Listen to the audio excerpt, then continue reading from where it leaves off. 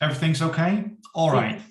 Then I suggest that we start. We're a couple of minutes late, but that's okay. We might have more people joining because we're luckily on the right Zoom link, which is also the Zoom link that's online. So if people do message you trying to figure out where to go, please tell them to go to the online schedule. That's where the correct Zoom link is. But we'll go ahead for now. So it's a dual chair and discussion for this session. So it's Chiara and me, and I will be chairing the first half. Chiara will be chairing the second half. And in the first half, we'll have two presentations, which are 15 minutes each. And after that, we'll just have a couple of minutes, say 5 minutes for some questions. And then we'll have a general discussion, which Chiara will introduce and lead. We'll have a 10-minute comfort break, and then we'll come back. And then we have another 3 presentations, and again, some general discussion after that.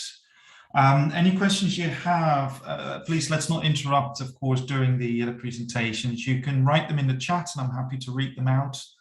Also, you can just raise your hand. We're not that many people, so the chaos is going to be limited. We'll just see how that goes. So the first speaker is Martina Romagnoli. I hope I pronounced that in the right way, from the Institute of Neurological Sciences in Bologna. And she's going to talk about chromatic pupillometry and the methods for isolating the melanopsin retinal ganglion cell contribution to the pupillary light response. So I'll stop sharing if you want to share your screen, Martina. Okay. Good afternoon to everybody. I'm going to share my screen. And okay.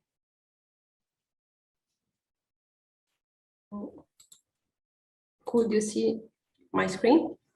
Yes, that's great. Thank you. Yeah, we can see it. Perfect. Okay, so good afternoon. I'm going to present our chromatic pupillometry method for isolating melanopsin retinal ganglion cells contribution to pupillary light response. Before starting, some basic concepts about melanopsin retinal ganglion cells. So these cells mediate the eye non-image forming function predominantly, including circadian rhythms and pupillary light reflex. In particular, the photoentrainment of circadian rhythm to the light-dark cycle is regulated by the connections between the eye and melanopsin retinal ganglion cells to the suprachiasmatic nucleus of hypothalamus. And also, MRGCs are fundamental for the regulation of the pupillary light reflex through their projections to the olivary protectional nucleus. So we know that these cells contain melanopsin photopigment, which is maximally sensitive to blue light, around 480 nanometers. And in the case of the pupillary light reflex, this is translated into a sustained pupil response that is called PIPR, which stands for post-illumination pupil response. We also know that melanopsin containing processes stratified both in the inner and outer lamina of the inner plexiform layers. And through these processes, melanopsin retinal ganglion cells establish contacts with rod and cone bipolar cells. In this regard, Wang and colleague evaluated in mice rod and cone inputs to MRGCs and showed a very sensitive on-channel input deriving from the primary rod pathway, here highlighted in red. And so melanopsin retinal ganglion cells are intrinsically photosensitive, but they can fire through extrinsic rod and cone inputs as well. So we can say that the MRGC contribution to the pupillary light reflex is a combination of rod, cone, and melanopsin-mediated signals. So here I just reported a simplification of the eye anatomy. So we know that light passes through the cornea, pupil, and lens to reach our retinal light-sensitive photoreceptors. The pupil is a dynamic structure that changes its diameter in response to luminance. So dilating in dim light and constricting in bright light. And this constriction is what we call the pupillary light reflex. So the varying size of the pupil as a physiological response to light. Okay, so we said that melanopsin retinal ganglion cell activity is a combination of rod, cone, and melanopsin mediated signals. But how can we distinguish between these signals? One way to do so is using the chromatic pupillometry technique, in which different wavelengths and intensity of light are used to separate the rod, MRGC, and cone contribution to the PLR. And in this slide, you can see pictures of pupils presented with different light stimulus. And these pictures showing us the basic concept of the chromatic pupillometry technique. In particular, in the graph on the right and on the left, we can see pictures of pupils that are receiving a light stimulus that does not activate the melanopsin photopigment. So the pupil constricts and dilates quickly, while in the graph in the middle, we have a pupil receiving a light stimulus that activates the melanopsin photopigment. And so the pupil is showing a delay latency and a sustained response that persists well after the offset of the light stimulus. So thanks to the,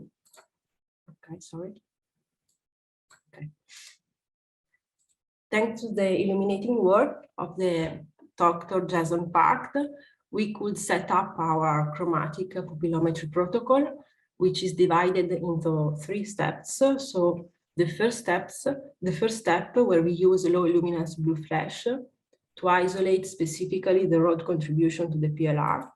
A second step in which we use an high luminance blue flash to isolate the MRGC contribution to the PLR, and the use of a red flash to isolate the cone contribution to the PLR. The first 2 steps are performed under dark adaptation, while the third one is performed under a rod suppressing blue adapting field. Okay, so from here in out, I will talk about the main metrics that could be used to quantify specifically rod, cone, and MRGC contribution to PLR. In particular, the rod and cone ones go under the name of the PLR metrics, and we can say that the MRGC contribution to the PLR could be quantified by the PI-PR ones. Before calculating any metrics, our data approach is to apply a median filter to remove the background noise and to remove the noise given by the eye blinking. Then the filtered pupil response traces are usually normalized by the median baseline pupil size in order to minimize the effects of the biological intersubject differences. And at this point, we can measure the PLR entity and its dynamic by way of 2 approaches. The first one based on real data, so we can calculate parameters like peak amplitude, contraction, onset timing, or average slope, and a second one based on data fitting. So the data fitting approach that allow us to estimate parameters like, for example, the constriction velocity. Here we have these 2 parameters.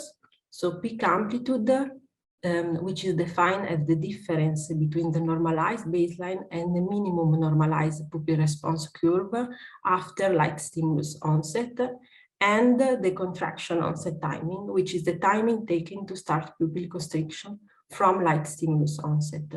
And by respecting these 2 parameters, a larger PLR will be the one with the higher value of the peak amplitude.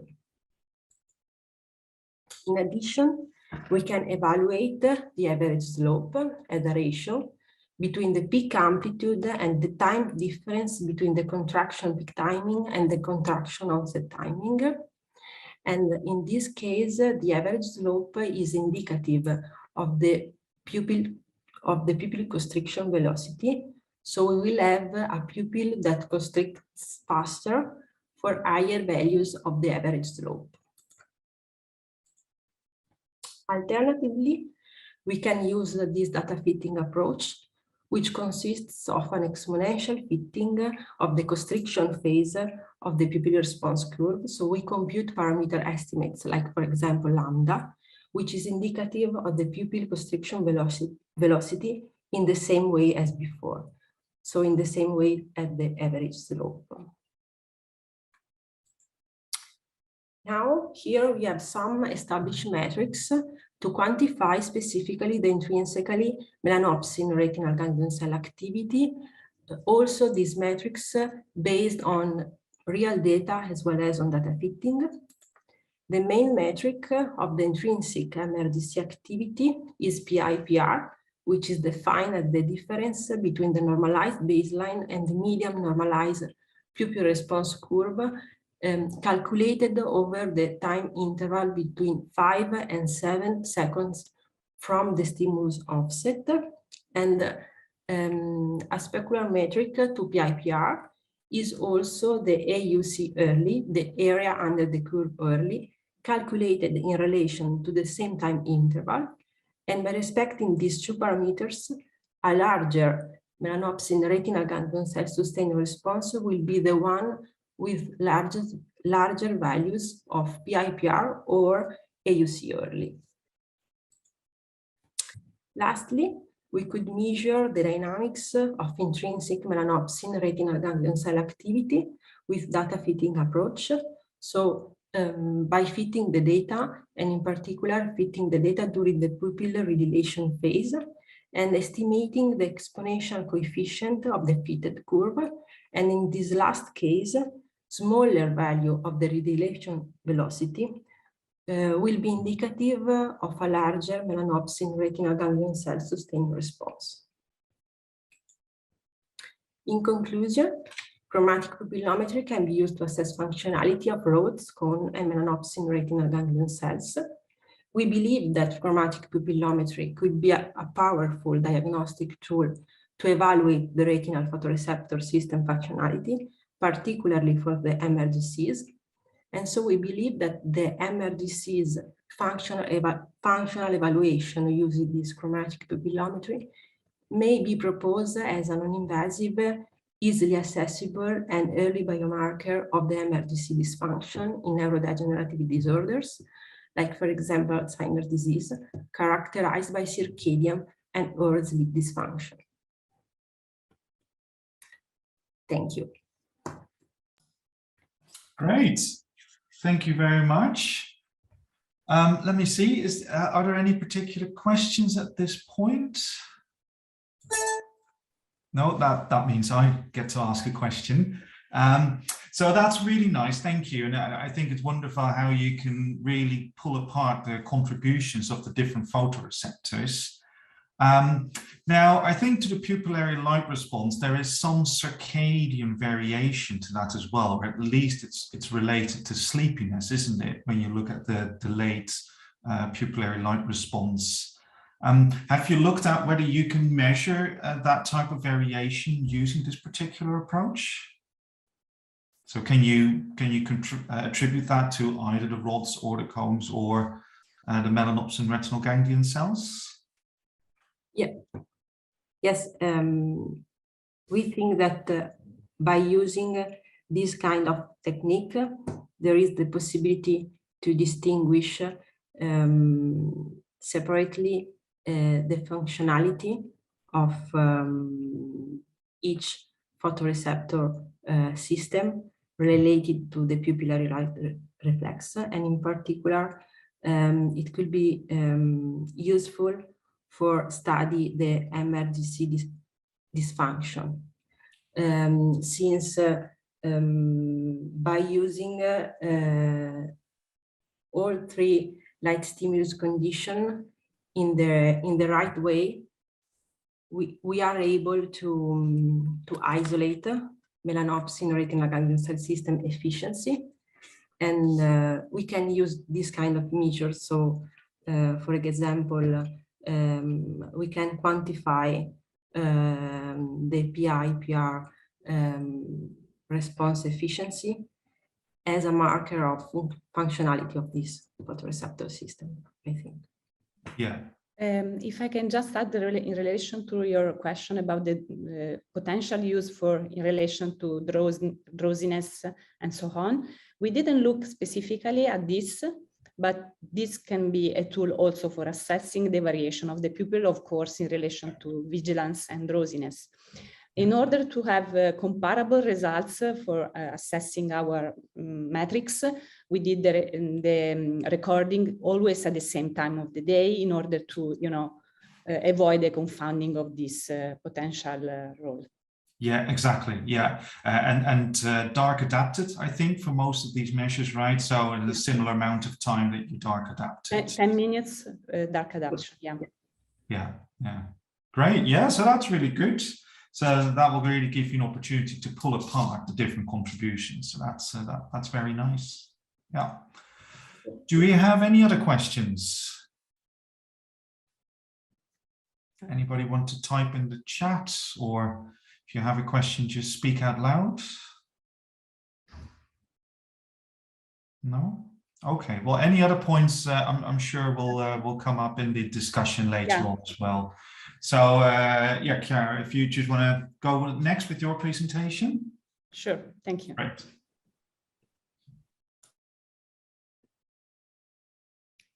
Can you see my slide? Yes. Okay. Yes. Yeah. Perfect. Good afternoon to everybody. So I will start from the background.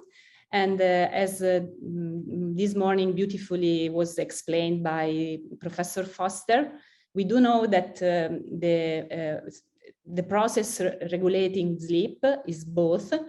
We do have an homeostatic component of sleep, which is building up over time during the day, but we also have the circadian component.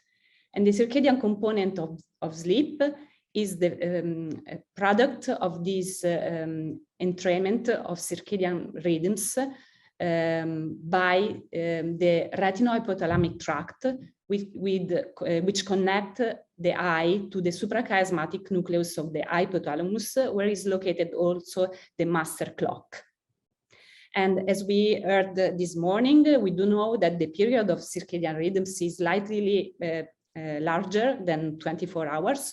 So it's necessary that the light is entraining this endogenous circadian rhythm. So these cells were discovered, the melanopsin containing retinal ganglion cells that we knew from the lecture this morning. They were discovered in 2002, and they are characterized by unique properties because they are intrinsically photosensitive, which means that even though they are separated from the rods and cones, they are still able to respond to light. And also they are able to project to the hypothalamus through the retinohypothalamic tract. As we heard this morning, they have many functions. The most important functions are related to the circadian photoentrainment through the projection to the hypothalamus, but also sleep regulation and pupillary light reflex regulation. But don't forget that these cells, even though it's not the prior or primary function, they are also contributing to image forming functions. In fact, we do know that there are different subtypes of melanopsin retinal ganglion cells, and especially the M5, M6 subtypes, they are possibly contributing also to brightness detection and projecting to relevant structure for visual image processing. Single nucleotide polymorphisms in clock genes have been previously associated with Alzheimer's susceptibility. And we do also know that OPM4, which is the photopigment of melanopsin retinal ganglion cells variants, have been previously associated to seasonal affective disorder, pupil response, but also circadian sleep-wake timing and chronotype. So based on the knowledge that in Alzheimer's disease, there is evidence of sleep and circadian dysfunction, but we do also know that there is optic nerve neurodegeneration. And since we know that melanopsin retinal ganglion cells are the main conduit for circadian photoentrainment, we put this question forward, which is melanopsin retinal ganglion cells are possibly lost in Alzheimer's disease, contributing to circadian and sleep dysfunction in dementia. So we conducted this study, which was published in 2016. And what we found in the postmortem optic nerve of Alzheimer's patients, we did look both at the optic nerve and the melanopsin retinal ganglion cells. And what we found is a loss of optic nerve axons, which was not statistically significant because of high variability in the Alzheimer's population, as you can see from this optic nerve cross-section. You go from this very mild case with a very mild loss of fibers to this very profound loss of fibers. But when we look at the melanopsin density in postmortem retinas from Alzheimer's patients, we did observe a significant loss of melanopsin cells in postmortem retinas. And there is also evidence of dendropathy affecting these cells, as you can see from these images. And we did demonstrate the presence of amyloid plaques in postmortem retinas, as we observe in the brain of these patients. And when we performed the co-staining of melanopsin and amyloid, we were able to demonstrate the co-localization of amyloid affecting specifically melanopsin retinal ganglion cells. So we thought that this melanopsin retinal ganglion cell loss may contribute to circadian dysfunction and sleep problems in Alzheimer's disease. Based on these preliminary results, we ran a more comprehensive study, which was based on a multi-layered approach in which we performed a complete neuroophthalmological evaluation. We evaluated also the rest activity rhythm by actigraphs. We performed a chromatic pupillometry, as Martina mentioned before, and we did perform also brain functional MRI using light stimuli in a cohort of 29 Alzheimer's patients and 26 controls. We also looked at genetic variants of clock genes, since we know that this can be relevant as predisposing factor to Alzheimer's. Using a double approach that was articulated in a discovery phase and a validation phase. So moving to the results of this project, we included 29 Alzheimer's and 26 controls. And as you can see, the disease duration was not so long, and also the disease severity was not so relevant, because this was due also to the fact that we needed to have compliance for performing the examination.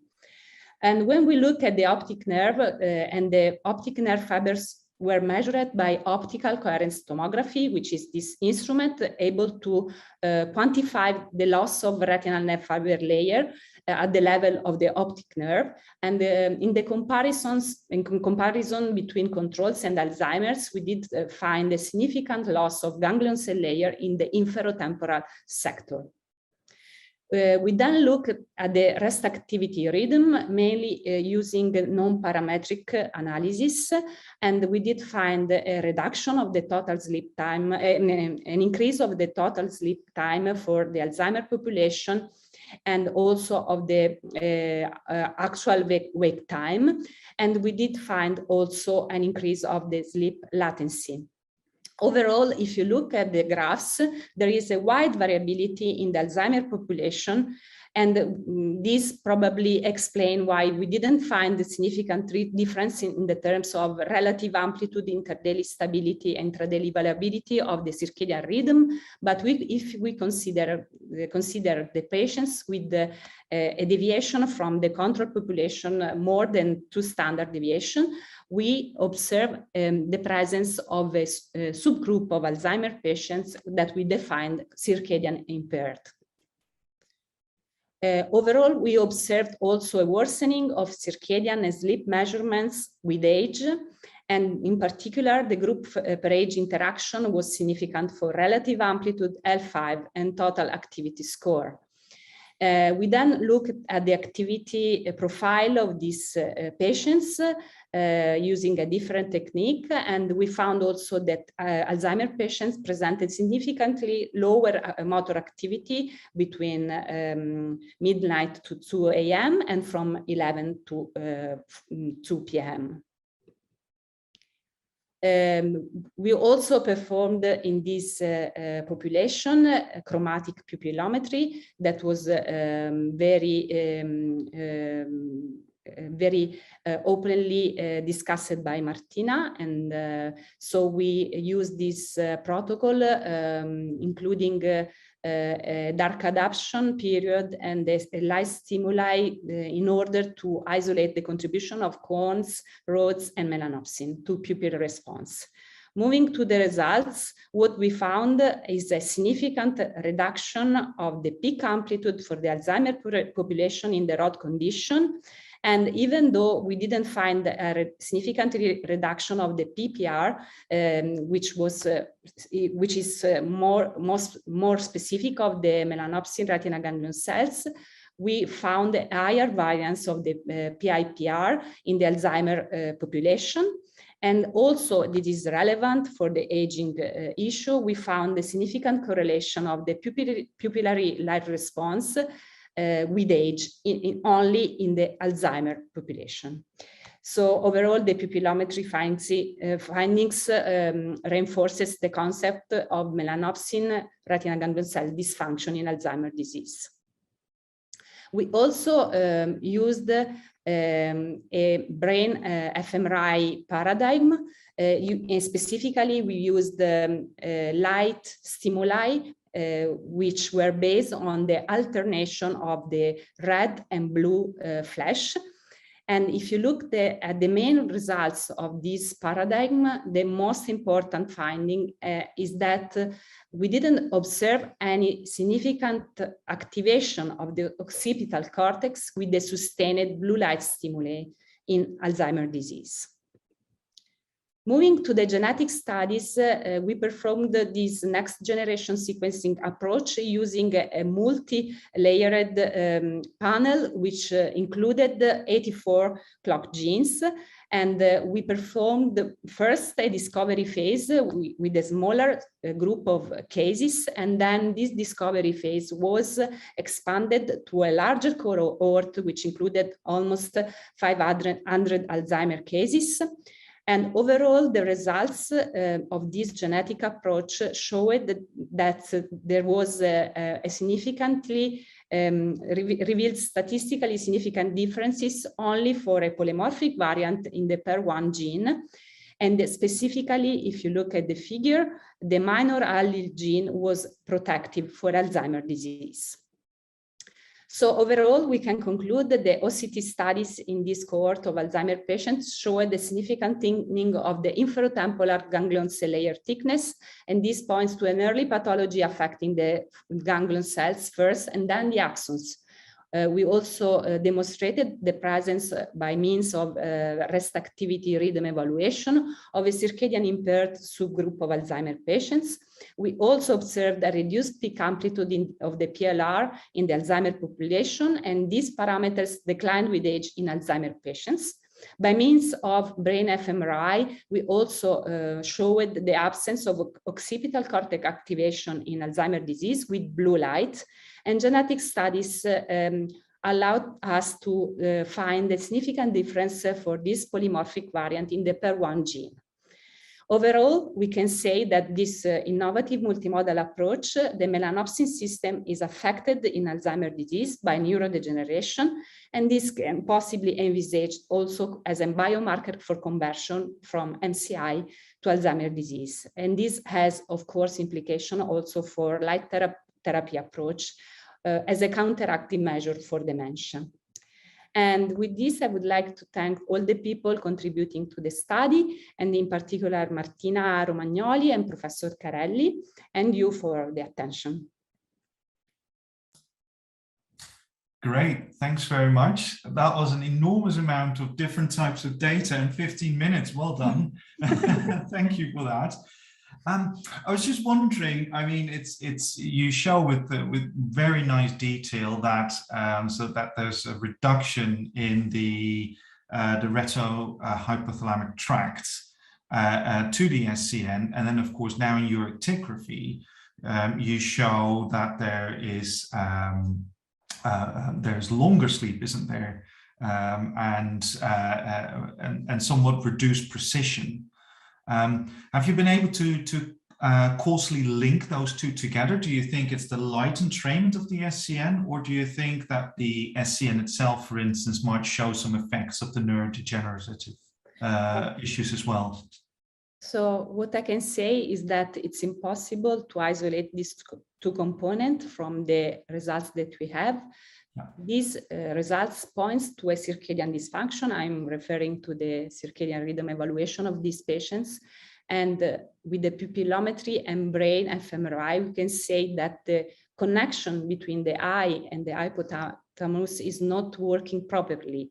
But, you know, in order to be sure that this is just a matter of the connection between the eye and the SCN, you should be able to look also at the SCN. And for example, for the post-mortem studies, we did not have the access to the hypothalamus of these patients. But this is something that I'm preparing for the future, possibly.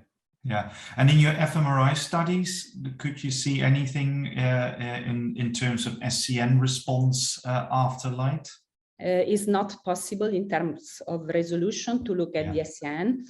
This is just a gross, activation of the occipital cortex, which is, as I said before, is not the most relevant contribution of the melanopsin cells, but it's relevant. So it's, a further demonstration of their involvement, but it's not possible to point at the SCN specifically. Yeah. Okay. Marijke, you have a question, I think? Yes, thank you very much. Thank you for a very nice presentation. There are some indications that maybe with aging, there is a change in the shift in the spectral sensitivity. It might be that elderly people are more sensitive to the green part of light. Have you tested different spectra with your pupillometry? Okay, so the data on the changes of the pupil response in relation to aging are a little bit controversial, since there are some studies pointing to a decline of the pupil response by aging, but not all of them. So there is some discordance. Specifically referring to this spectral sensitivity, you know that the cataract, because of the lens opacity, impinges on the spectral sensitivity, and the yellowing of the lens can affect this.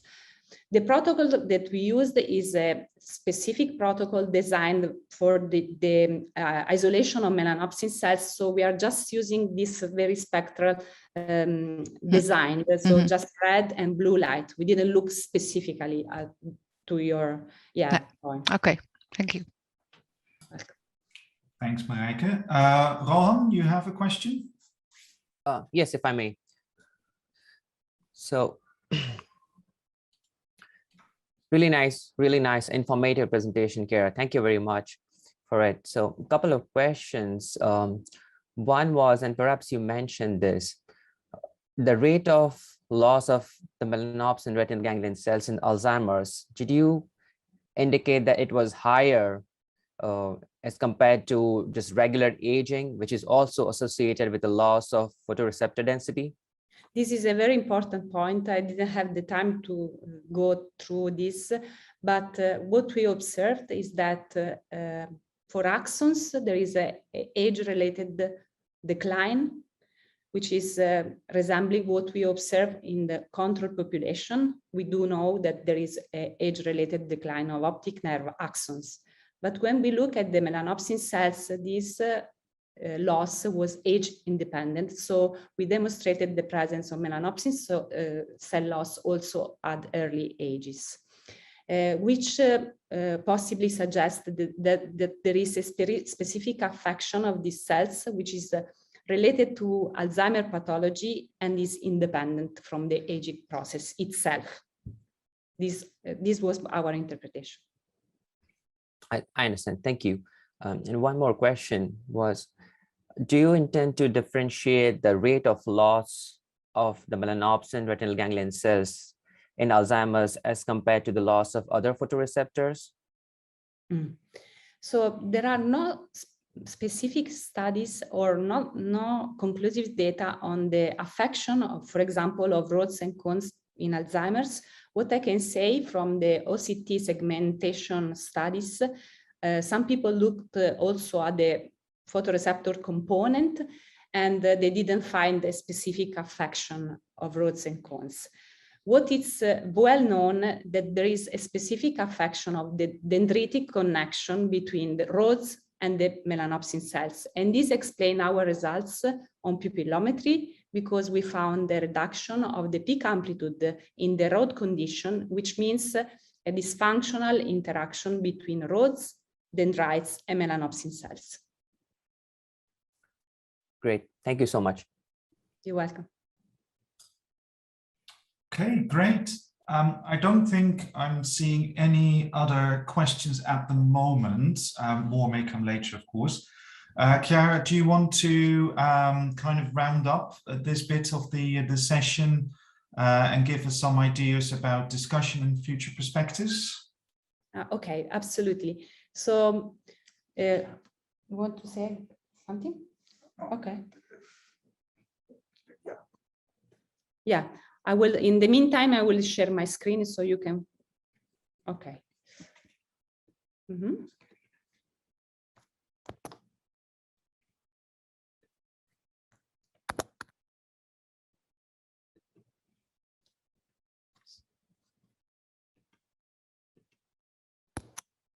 Okay. Sorry, I have to change the slides. Just a second. Okay. Okay.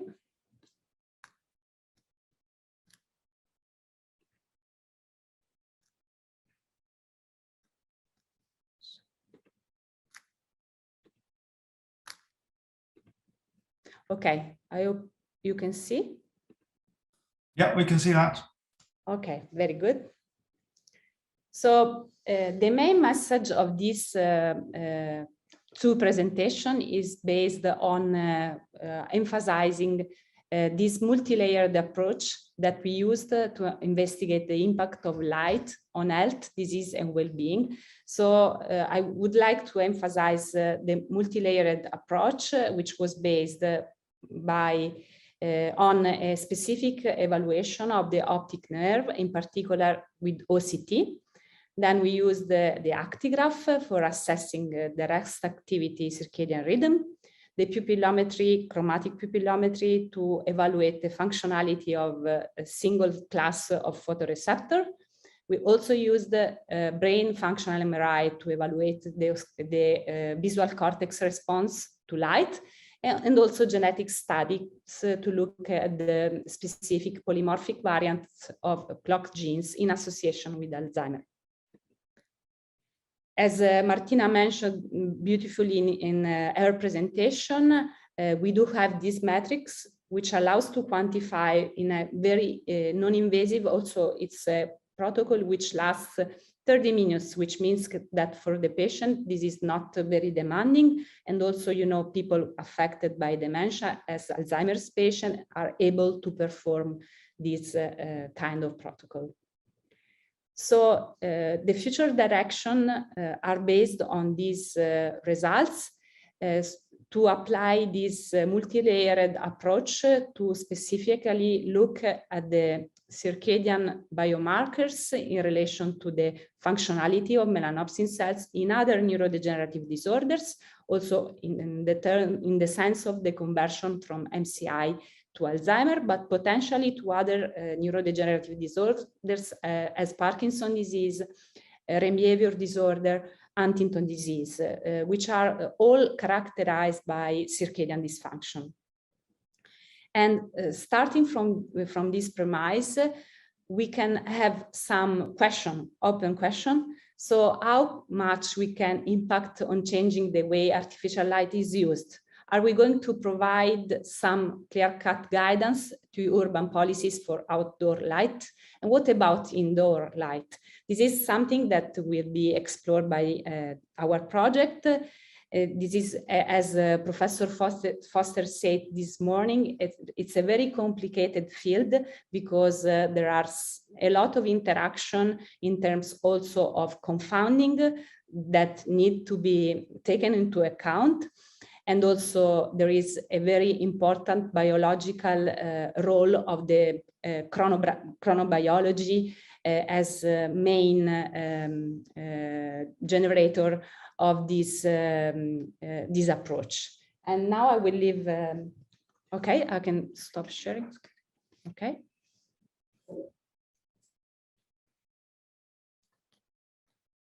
Hi everybody.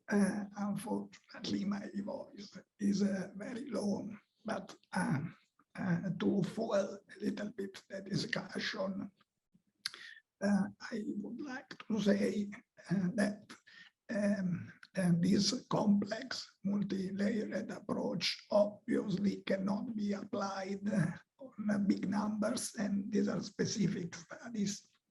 However, in our ENLIGHTENme study, we extracted some of these things. And the point is, if we will have interesting results in terms of circadian disalignment that is impacted by the intervention on outdoor and most importantly indoor lightning, then we definitely can redesign in the future to understand the details, the biological details of the changes that we may observe. A better study using such a complex and multi-layered approach. There is an obvious difference in running actigraphic recordings, which is quite easy, versus running functional MRI on everybody, which is very expensive. So the point is, once we get a signal, then we can get into the details with the specifically designed study. And it would be nice to hear what the people think of this entire scenario. People involved in the field like Mareike, for example, or others. So please go ahead with some comments.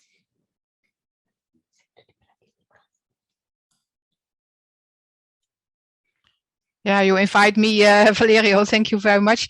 I mean, currently we do not have these measurements included in the study, right?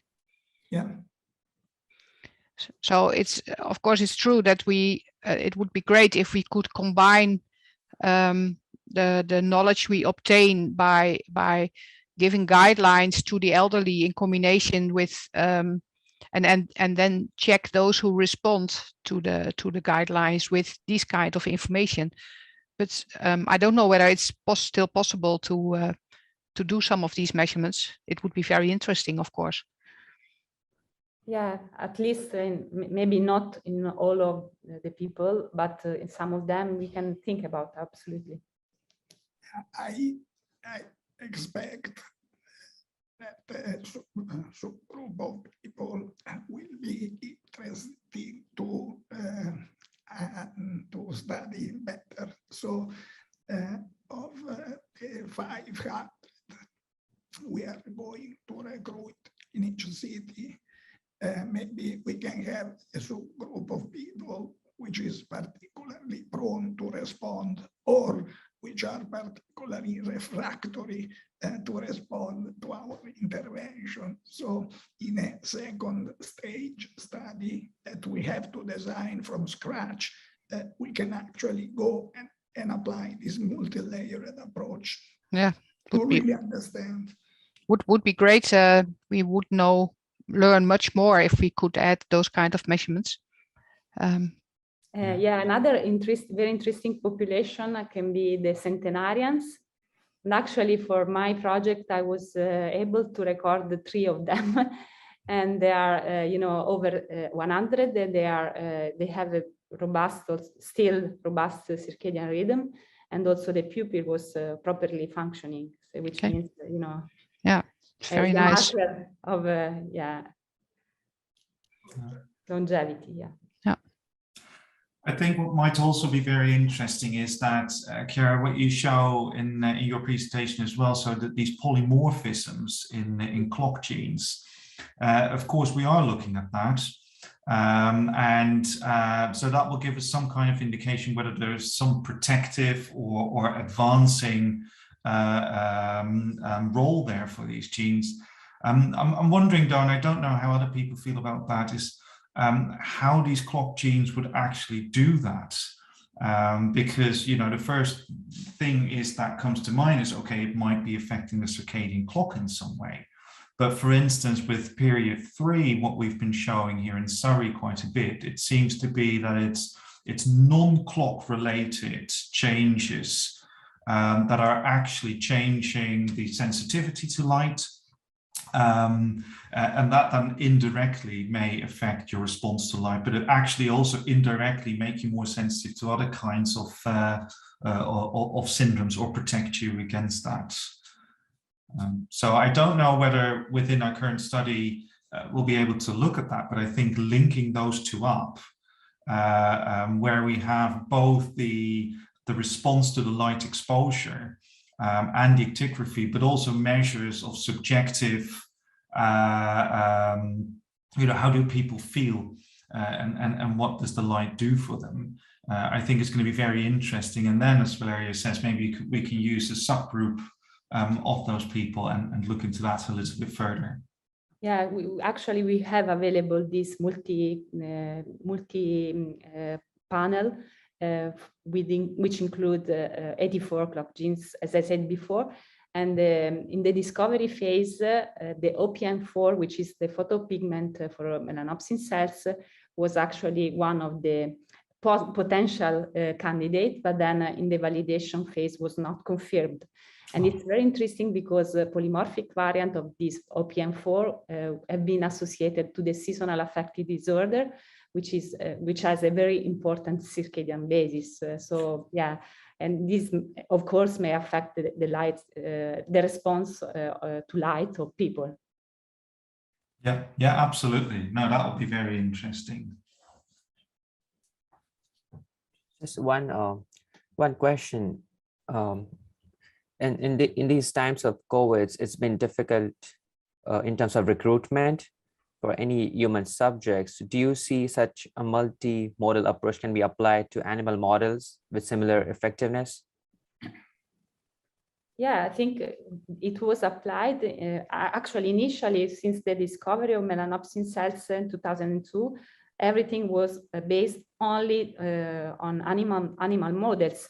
The problem is to apply this methodology to humans because we don't have powerful tools to assess in vivo melanopsin functionality. So yeah, I think this is already studied and evaluated in animals. We have to do more for translating this on humans. Thank you. If I can summarize, if we exclude post-mortem, which implies that someone is dead, we only have two major tools for in vivo assessment of melanopsin cells, which is pupillometry and functional MRI. That's it. In animals, in animals, you can obviously sacrifice the animal at any stage and look at the eye and the brain, and it's much easier. Plus, you can switch on and off, eliminate a gene, overexpress a gene, and you can play around a lot. And has been done. But I think we pioneered the field of melanopsin cells applied to humans, which is much, much more difficult. Yeah, there is also a lot of discussion about the way to isolate the melanopsin contribution in functional MRI studies. there is this methodology which is called the silent substitution, which is something that we are trying to set up, because for example, for the methods that we used for brain fMRI, there is a kind of overlapping between the three classes of photoreceptors, which is not easy to isolate. Correct. Yeah. Of course, the rodent rod cone system is quite different from that of humans as well. So that makes the translational value a little bit more difficult, as well as genetic variation is quite often different. Although you can do it the other way around. So you can take a human polymorphism and build that into a mouse system. But I agree that the real challenge here is, and you're certainly addressing that, is looking in humans and what the contribution is there. And of course, in the context of this project, I agree that it will probably be difficult to recruit people, but I think really the core of what we're trying to do is really look at humans in a real world environment, which makes it complex again, but actually quite exciting as well. Yeah. Yeah. Great. Any other pressing matters that people want to add at this point? No? Okay. Oh, okay. Yep. So what I think we'll do is we'll just take let's say a 5-minute break, if that's okay for everybody, and we'll come back at 3:30 European time. Yeah, 2:30 for me. And then we'll start with the second half of today's session. All right, so see you in 5 minutes. Hello again to everybody. So we can start with the second part of the session. So it's a pleasure to introduce, I hope to pronounce well, ENLIGHTEnme from the Good Light group. Please. Okay. I think you are mute. Let me unmute and let me Okay. share my screen.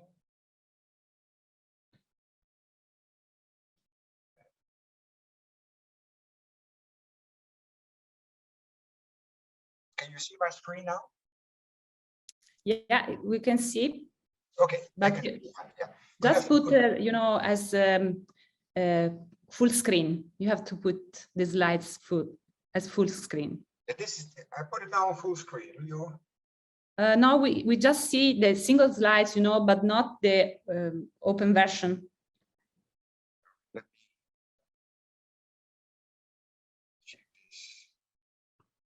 If you go on at the bottom, you should be able, yeah.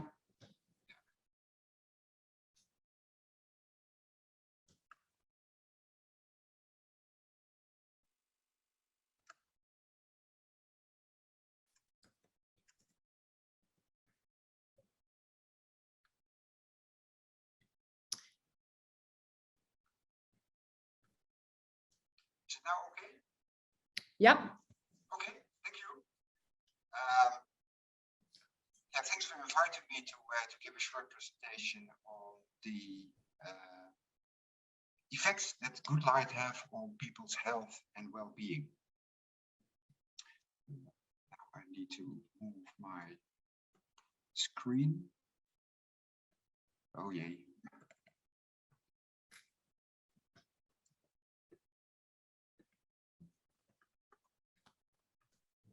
Yeah. Now it works. Sorry for that. Yeah, I'm one of the founders of the Good Light Group. That's a non-profit organization.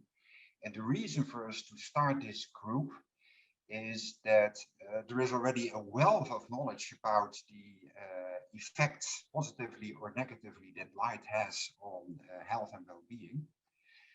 But this is not known yet to the general public.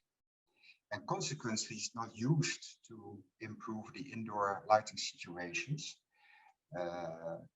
And the objective of the Good Light Group is to make this knowledge available for the grand public, so they will understand, firstly.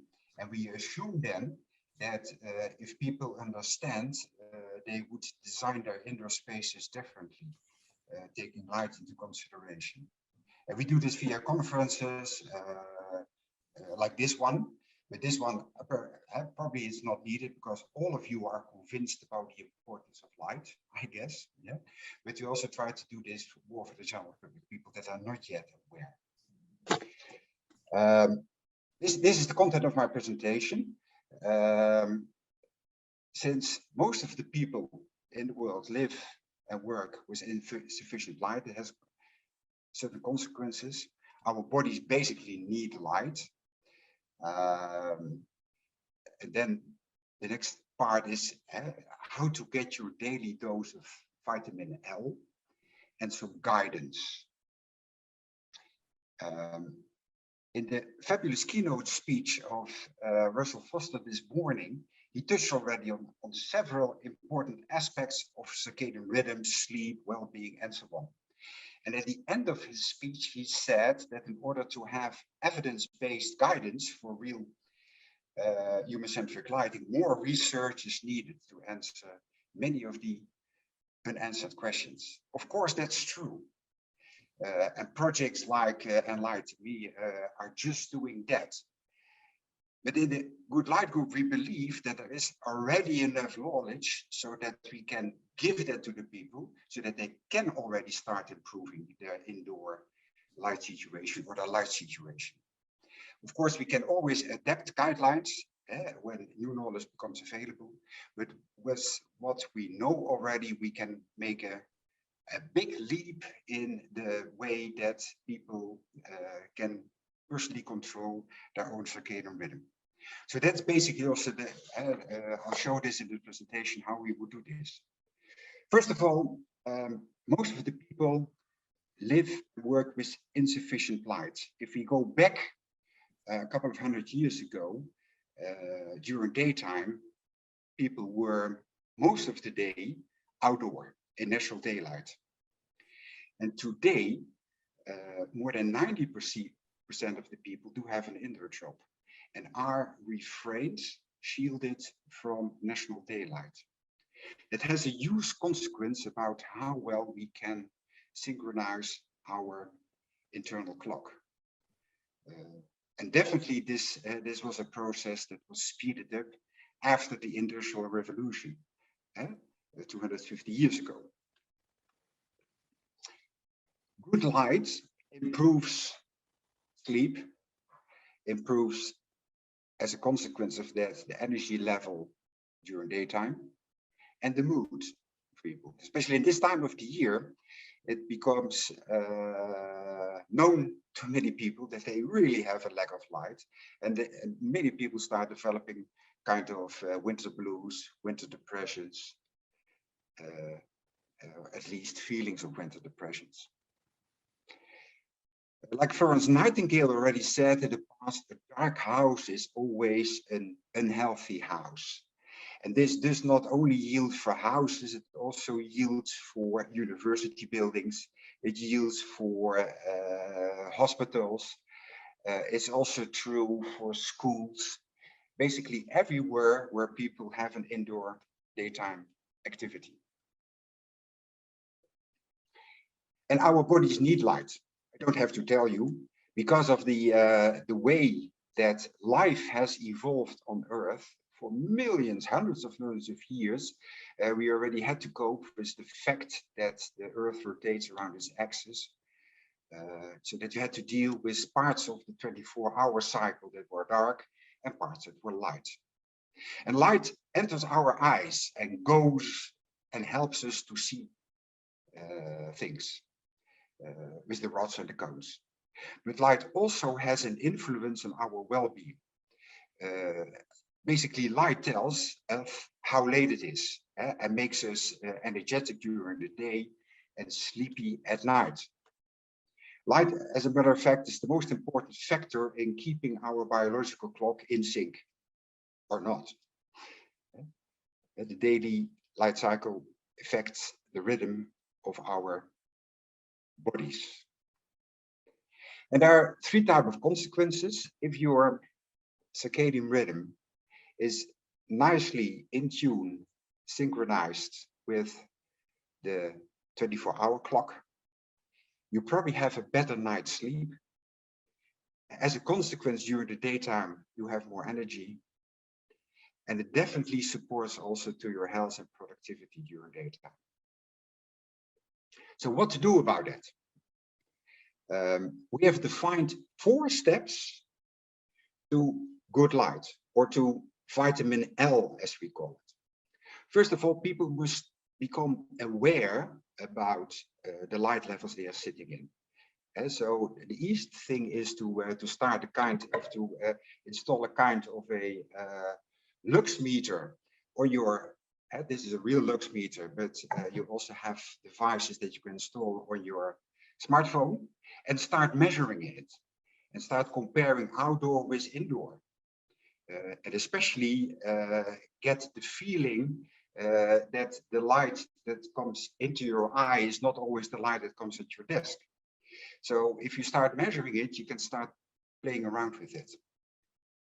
And then make sure that at working, you have good light. Locate indoors your desk within a meter from the window. And if that's not possible in all situations, make sure that you increase the electrical light level to at least 1000 lux entering your eye. Because with 1000 lux, you probably have enough melanopic luxes that start becoming, triggering effectively the IPRGCs, or the little spheres in your in your retina. The third point is, live by the 2022 rule, especially because we almost entering 2022. 2022 rule is after every 20 minutes of working concentrated at a laptop or whatever you do, look 20 seconds to the sky.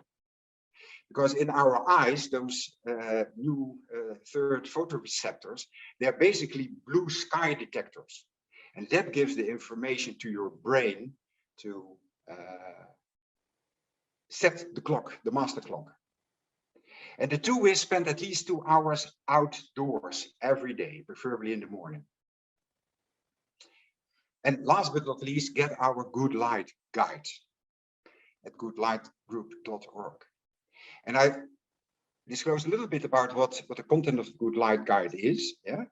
Basically, half an hour of good light after waking up is much better than taking sleeping pills before going to sleep. And what is good light? Vitamin L, or good light. Good light is daylight or electric light with beneficial effects on body and brain. And as said, the best good light is daylight. Because daylight is on and off at the right time, always, every day. And daylight has the right spectrum every day.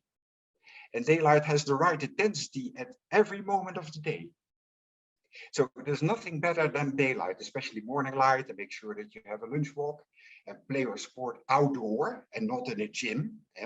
Children definitely need to be 2 hours outdoors every day. And of course, protect your skin from too much direct sunlight. And the next best is indoors and be close to a window.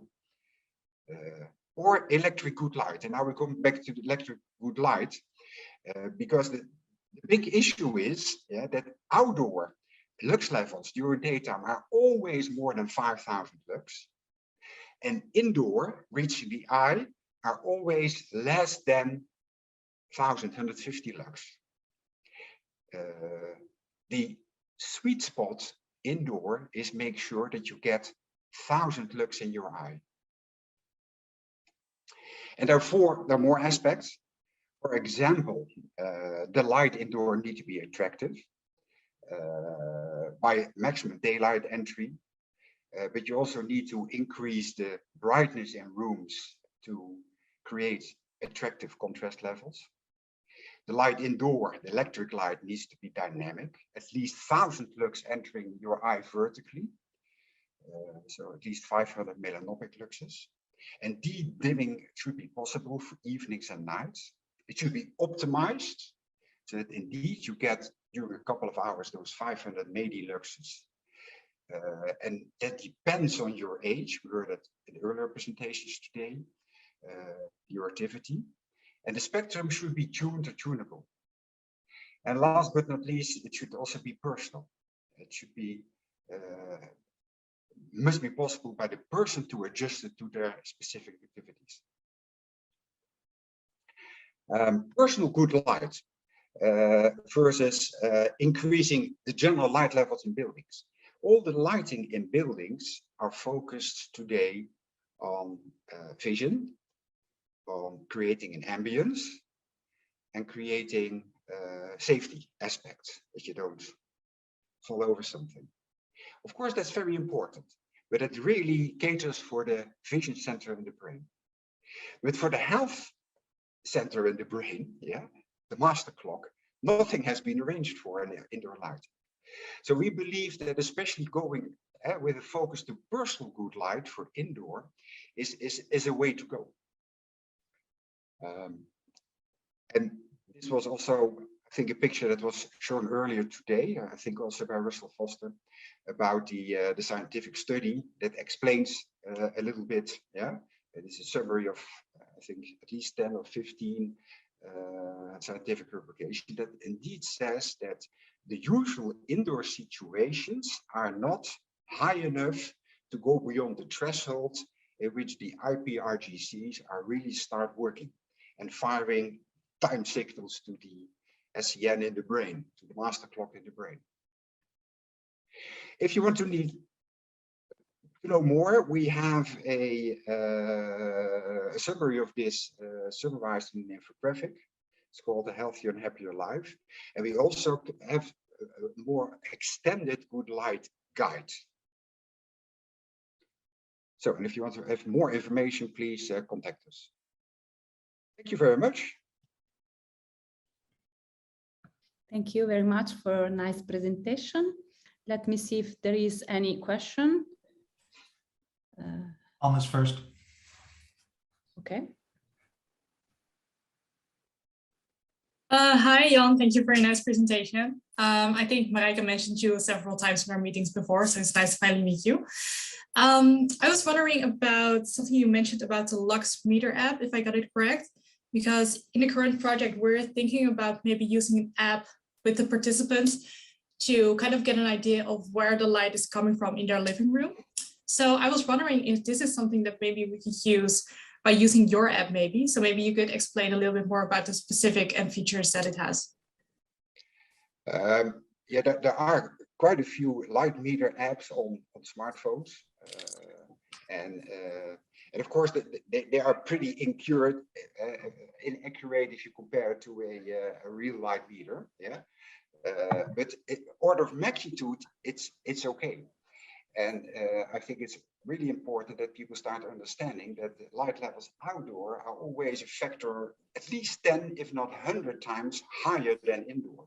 And that kind of differences you can always, you can even also detect with a poor quality light meter app on smartphones. And both for Android and for iPhone, iOS systems, there are now a few types that are really okay-ish, according to some comparison with a real lux meter. And of course, it only measures lux, that doesn't measure medilux. But if you assume that all LED lights indoor have at least 50% melanopic content, and you can guesstimate what type of light gets into your eye. Yeah, but like you said, it's only actually measuring the lux, so it doesn't give you any extra information on where it's coming from per se. Okay. No, thank you. No. But you probably can see that where it's coming from. Yeah, sort of, but we're really talking about it. If we can, we should take pictures or whatever. Yeah, it's not a big mystery. It's or coming directly from the sky, from clouds, or from through the window, or through a lamp. Yeah, and if you can't see the lamps, yeah, or the light shining, it doesn't come to your eyes. So I think it's that simple to find out where the light is coming from. Thank you. Hi, if you don't mind me asking, thank you for that presentation. That was really nice. Now, my watch is already telling me I need to do 10,000 steps a day, but I can't find any evidence why it should be 10,000. So I was just curious, why do you say that 1,000 lux is really that point where it becomes good light? Yeah, for the same reason as 10,000 steps is also healthy. So we know that all indoor environments, you get only max in the best lit office, if you're not close to a window. And most of the people are not sitting close to a window. In the best lit office, you get 100, 120 lux at eye level. And people say that they get depressed and don't get energized from that lighting situation. So that's far too low. Yeah, the study of the Manchester conference guys said 250 millilux. But those are scientists and they're probably too prudent. So we said 500 millilux, 1,000 lux. Yeah, and let's start with that. Yeah, because if we would, why would we not start with and if people find out that 800 lux or 400 millilux is also well enough, be my guest. But I don't see the point why we even should investigate that. Yeah, if 1,000 lux does the job, 500 millilux, be happy. Yeah. Yeah. Yeah. No, and absolutely. Especially if you do that with personal good light, it's close. Put the light more closely to your eyes. It's also, from a sustainability point of view, a very acceptable proposal. Yeah, it is a lot less than what you receive outside, of course. Absolutely. Yeah. So I think I personally always have a situation, with more than 2,000 lux, and I feel very happy. Yeah. At 2,000 lux, there's nothing against 2,000 lux, because now outdoor in Holland, it's partly sunny. I just measured it before we started. It was 6,000 lux. Yeah, in the shadow, in the sun. Yeah, there's also out. It was 12,000 lux. Yeah, so indeed, so it's still nothing. Yeah. But my personal experience and also all the evidences of the Manchester conference, the 18 people said 250 millilux should work. I think that's on the safe side. Let's start with 500. If we want to make a change in the world, you need to make a big change, and not a too small change, so that people don't experience the beneficial effect of good light or vitamin L. Yeah. So it's to be on the safe side, but still be sustainable. Oh yeah, you would recommend higher? No, I'm just curious. It's join the group. If you need arguments to increase light levels indoor, at least where people are, in the neighborhood of people. Yeah. Okay, great. Thanks. There is another question, I think, from Marike, and then also Siak. Yeah, okay. I just want to add something to Jan, but he answered already very complete, I think. The 1,000 lux, I mean, several groups have tried to make a dose response curve to light intensity during daytime. And that seems to be very difficult. And if you want to do a meta-analysis or so, it's still very difficult to find indeed the appropriate intensity. What is the minimum? The brown paper recommendation says 250. At the same time, we were developing these guidelines and we started a little bit higher. And because it also depends on age, we started off with 1,000 photopic lux, also because it's not clear. It depends a little bit from your light source, how much melanopic lux that is. And this is just a choice between a pragmatic public recommendation and the real basic science. And if we have to adapt at a certain moment to 800 lux or to 500 lux, we will be happy to do that. But I think that's why the Good Light group made this choice. So that was only what I wanted to add.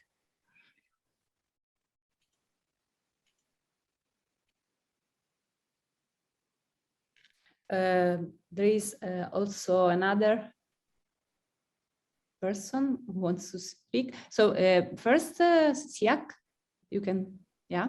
All right. Yeah, thank you.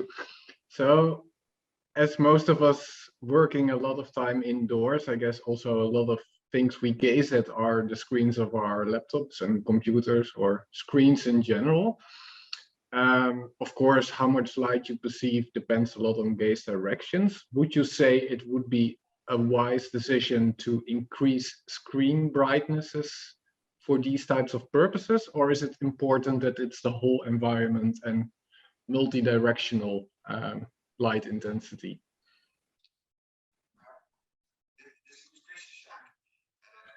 I think if you would increase screen levels, light levels, so that you get 1,000 lux in your eye, yeah, that would work as well. But that's, I think, not possible. Yeah, and then the screen will not be really pleasant to read. Yeah, so I don't think that the solution is in screens themselves, but it is the environment around the screens. For example, what I demonstrated here, yeah, where you can get the light in a pleasant way still in your eye, while not being disturbed looking at your screen and seeing all the nuances on the screen. So I don't think that it is that it is wise to increase screen levels to those levels, to those high levels, so that you get really 1,000 lux at eye level. All right. Yeah, thank you. And the last, because we have to move then to the other presentation, last question from Rohan. Thank you, Chan, for the nice presentation. I think on the other side, or perhaps one of the challenges of increasing the light levels indoors is the distribution of the light fixtures itself. When you compare outdoors to indoors, 6,000 lux outdoors is extremely diffuse light. That's why it doesn't pose as much of a glare or discomfort to all the people, but it is possible that 1,000 lux from a very narrow distribution indoor light source can pose that challenge in terms of glare. That's something that should be taken into design considerations. And we also have to take note that 1,000 lux, I agree, is great for your entrainment in terms of getting daylight exposure, but there are several other parameters, like in terms of what is best for your alertness and mood, right? So that definition of good light needs to be dynamic and not static in terms of the application. Fully agree. So that's also what we said in our good light guide. We need to mimic daylight as good as possible, especially the positive aspects of daylight. Like you said, yeah, daylight is much more pleasant from a intensity point of view and a contrast point of view than usually indoor lighting solutions. And it should be dynamic, and it should be optimized, and it should be personal. And so those were the four aspects where we thought that daylight, yeah, is so much appreciated by many people, and we need to mimic daylight indoor. Yeah. And we defined four aspects, and if you read the full guide, then you see that we took that into consideration. Thank you. Okay. So now I can introduce Rohan Naguer. I hope I pronounced good. And the title of the presentation is Calculation Tools for the Circadian Effectiveness of Light, a Comparison. Please. Thank you.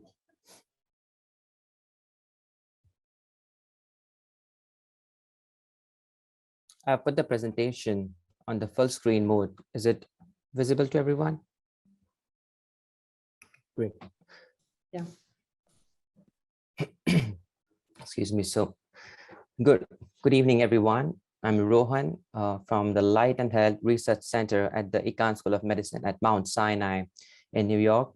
And on behalf of our team at the Light and Health Research Center, I would like to take this opportunity to share an overview of some of the prominent tools that have been used or could be used to calculate and compare the circadian effectiveness of different light sources just a quick background on how the definition of light has evolved over the past 2 to 3 decades. And historically, light has been defined and discussed and specified in terms of and in the context of the visual responses of the long wavelength and the middle wavelength photoreceptors, or the central photoreceptors, as characterized by the photopic luminous efficiency function, or the V lambda. And it is general understanding that under ambient operating environments, for most tasks, an increase in stimulation to those L and M cones can ensure an increase in visual performance. But the spectral sensitivity for the circadian system is quite different as compared to the human visual system. And the investigations leading to characterize the spectral sensitivity for the circadian system have revealed that all photoreceptors participate in circadian phototransduction, and that the melanopsin containing intrinsically photosensitive retinal ganglion cells are the primary conduits that transfer and relay the photic signals from the retina to the suprachiasmatic nucleus in the hypothalamus. It has also been shown with the animal studies that these IPRGCs also receive and integrate the signals from cone bipolars that also share pathways with rod photoreceptors. Of particular note here is that the spectral sensitivity for the human circadian system peaks at short wavelength optical radiation, as is evident in the plot at the bottom right here, which depicts the spectral sensitivity estimates from the 2 landmark studies by Brainerd et al. And Tappan et al. Conducted in 1990s, which showed a peak spectral sensitivity at close to 460 nanometer, which is quite different from the peak sensitivity for the human visual system at close to 555 nanometer. I would also like to highlight from the same plot is that you can see a blue curve which depicts a spectral efficiency function as proposed by Ray and colleagues, which are part of our lab at the Light and Light Research Center, indicating a sub-additivity in human circadian phototransduction, which is evident from the trench in this plot. And this sub-additivity is consistent with the spectral opponency involved in human color vision formation. Now, in terms of the absolute sensitivity, it is now well established that the human circadian system has established a higher activation threshold as compared to the human visual system, wherein you can easily read black font and white paper in low light levels, but your circadian system can still remain in blindness. But however, it is still a work in progress in terms of precisely understanding how much circadian effective light you should get during the daytime, and to what extent you should avoid the circadian effective light during the nighttime to maintain an entrained circadian rhythm. And nevertheless, there are several quantitative tools that have surfaced over the past few years that can be used to at least quantitatively compare and relatively rank order the circadian effectiveness of different light sources. And I'll be just sharing some characteristics of 3 of these prominent tools today over the course of next few slides. One of them is the melanopic ratio spreadsheet developed by the International WELLBEING Institute. The other is the Luox app, which is a web tool developed by Spitzchan and colleagues in collaboration with the Go Free range. And this Luox app is based upon the recent CIE technical note on the non-visual effects of light.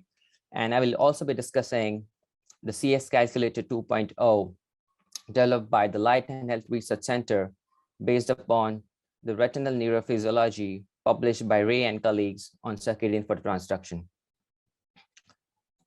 So starting with the melanopic ratio spreadsheet, It's a pretty straightforward tool wherein the only input that you give to the spreadsheet, and this is the master page for the spreadsheet, and the only input on the user end is that you select the source.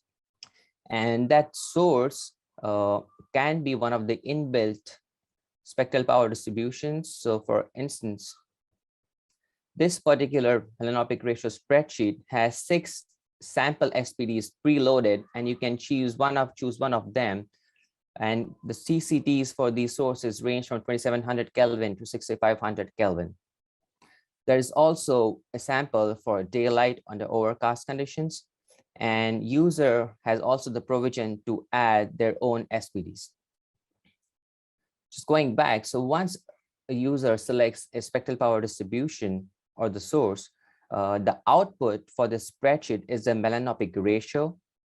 And that melanopic ratio is calculated by dividing the sum of the weighted circadian components by the sum of the visual components in the spreadsheet.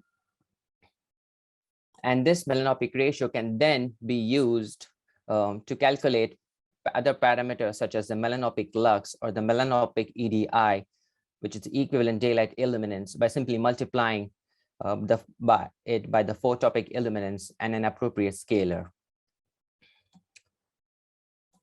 Moving on to, before I move on, just some specific notes on this spreadsheet. And one of the good things that I found about the spreadsheet was that you can easily download that Excel sheet and save it locally. An advantage of that is that the user can add as many SPDs to that sheet and save them for any future use. So you don't have to add a light source every time you have to perform some computation for an old file. However, a limitation is that when you enter that file, it has to follow a specific wavelength increments, and for this case it is only 5 nanometer wavelength increments, and you can only add one light source at a time, so there is no overlapping of different lighting scenarios in it. Moving on to the next tool, which is the Luox app developed by the Spitzjan and colleagues, and here is a screenshot of that web tool. So in this case, you don't have any inbuilt spectral power distributions or light sources that you can load. So instead, you have to find a file locally and upload it, and it can be a CSV or it can be a SPDX, which is an approved format by the IES to share spectral data. And once you upload that file, you actually have to select whether it's an absolute spectral power distribution or a relative spectral power distribution.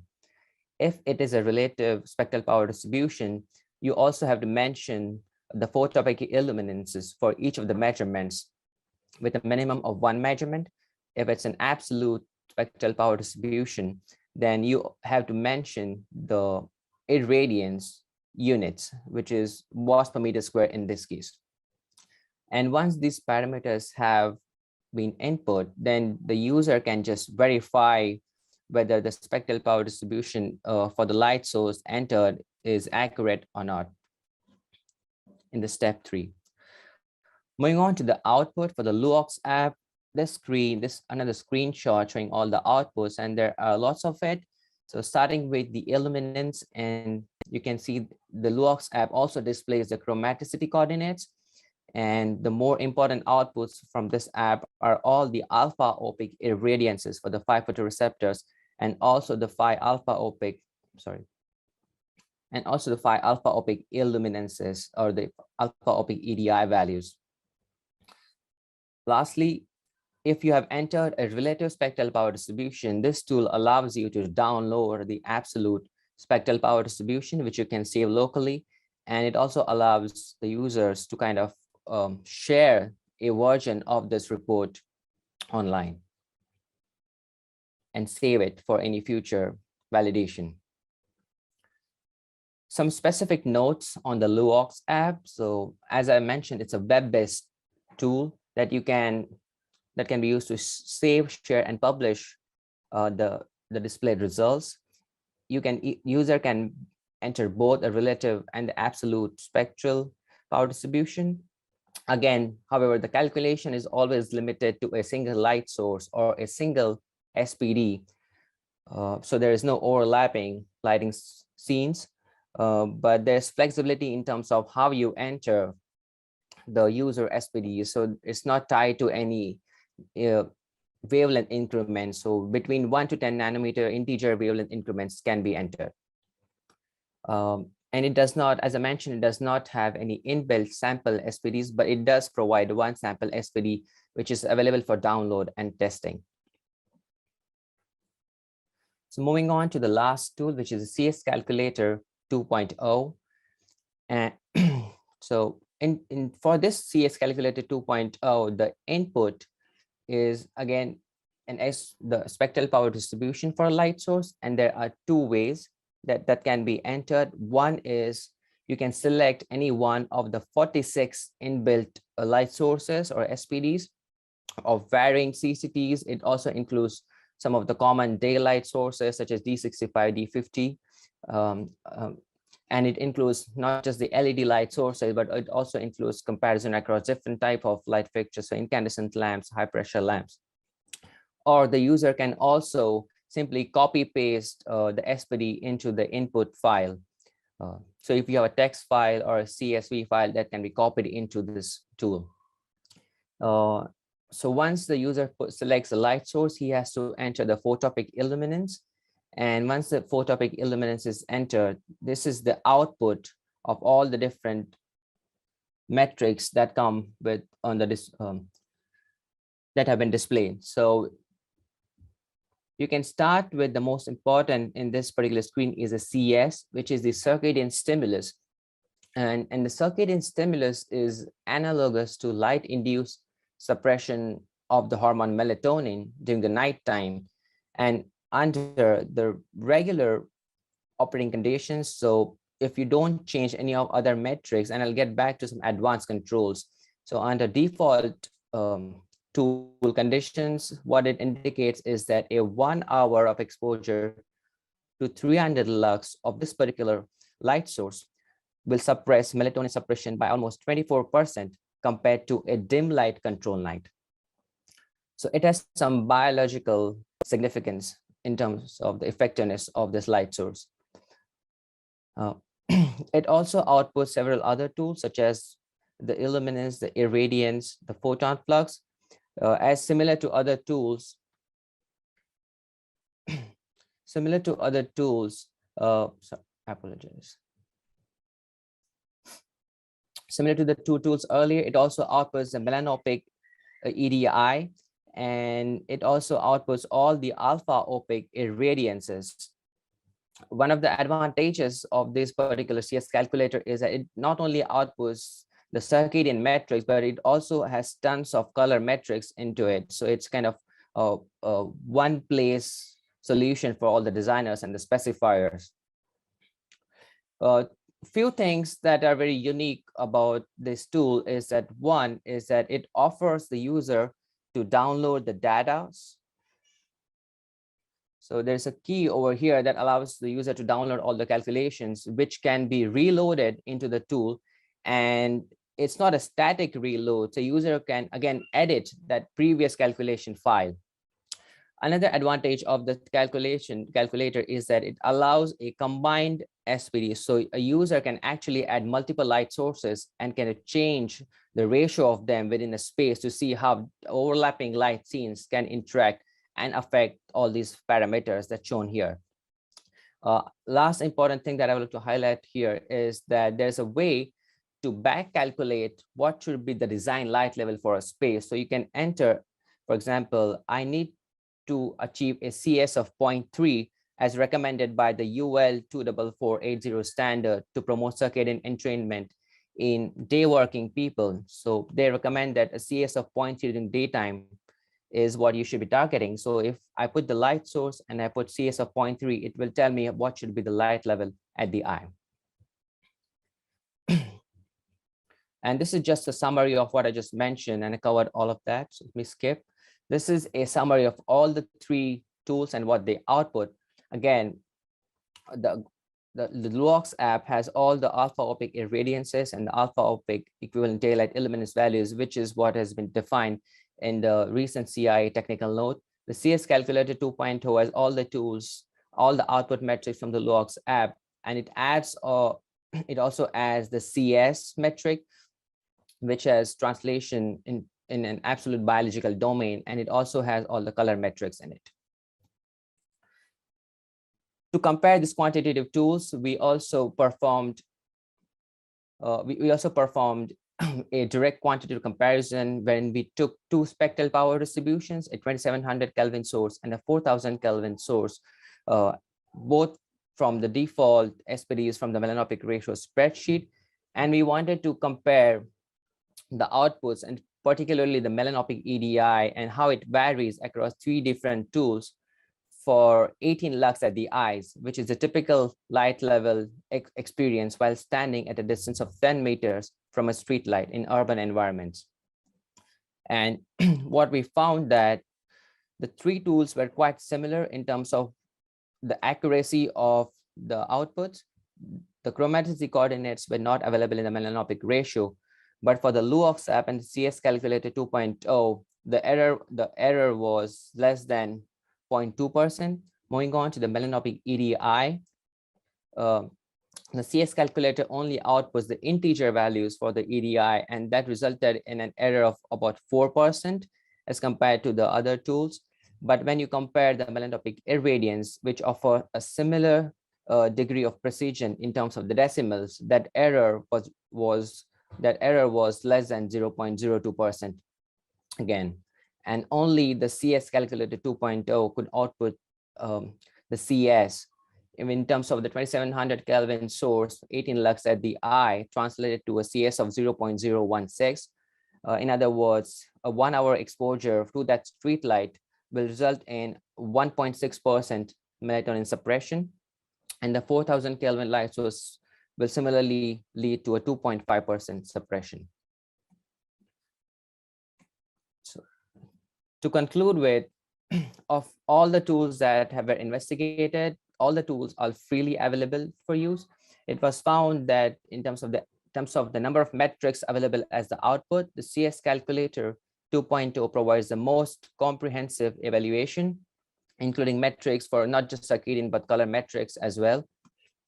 The CS metric analysis for 18 lux at the eye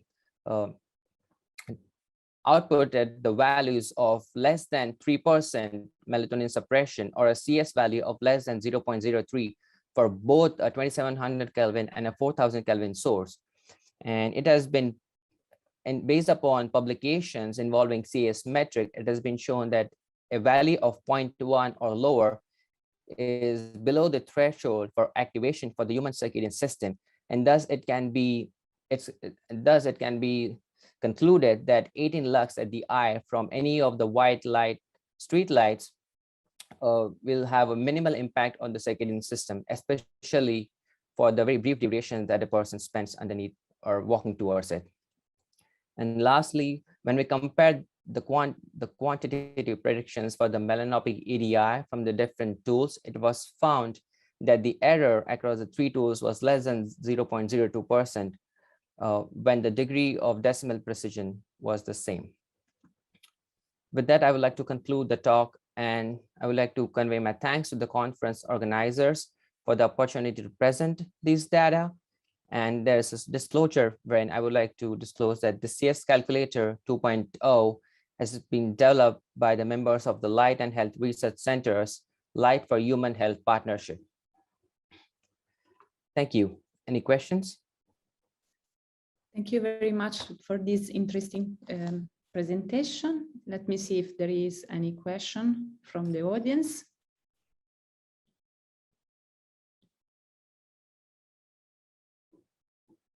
Apparently not. So may I ask you something? So these tools were already, I assuming that they are already tested for, specific assessment of the circadian effectiveness of light. Is that right? Have been applied also to clinical studies, and yeah? Yes, you're correct. These tools have been applied to clinical population. Just for example, from the development of CS Calculator 2.0 from our lab at the Light and Health Research Center, we have performed studies involving school kids, as well as on the other end of the spectrum, which is the Alzheimer's population. And specifically for the Alzheimer's population, we have shown that a CS, or the circadian stimulus, of 0.3 or greater during the daytime and a circadian stimulus less than 0.1 during the evening hours actually helps the Alzheimer's patients sleep better, improves their rest activity rhythms, they're more entrained, there are less nighttime wanderings, decreased agitation, and a decrease in depression scores. And the important... Sorry, go ahead, sorry. And one important thing that we would like to mention here is that it's important to use a metric such as CS, because then we do not have to rely on photopic illuminance as the only marker, so as the only stimulus, because to achieve a CS of 0.3 with an incandescent lamp, you probably need 500 lux at the eye, so at least 1,000 lux on a horizontal plane. But in our studies, we have shown that a CS of 0.3 can also be achieved by only 30 lux of blue light or a narrowband blue LED light source.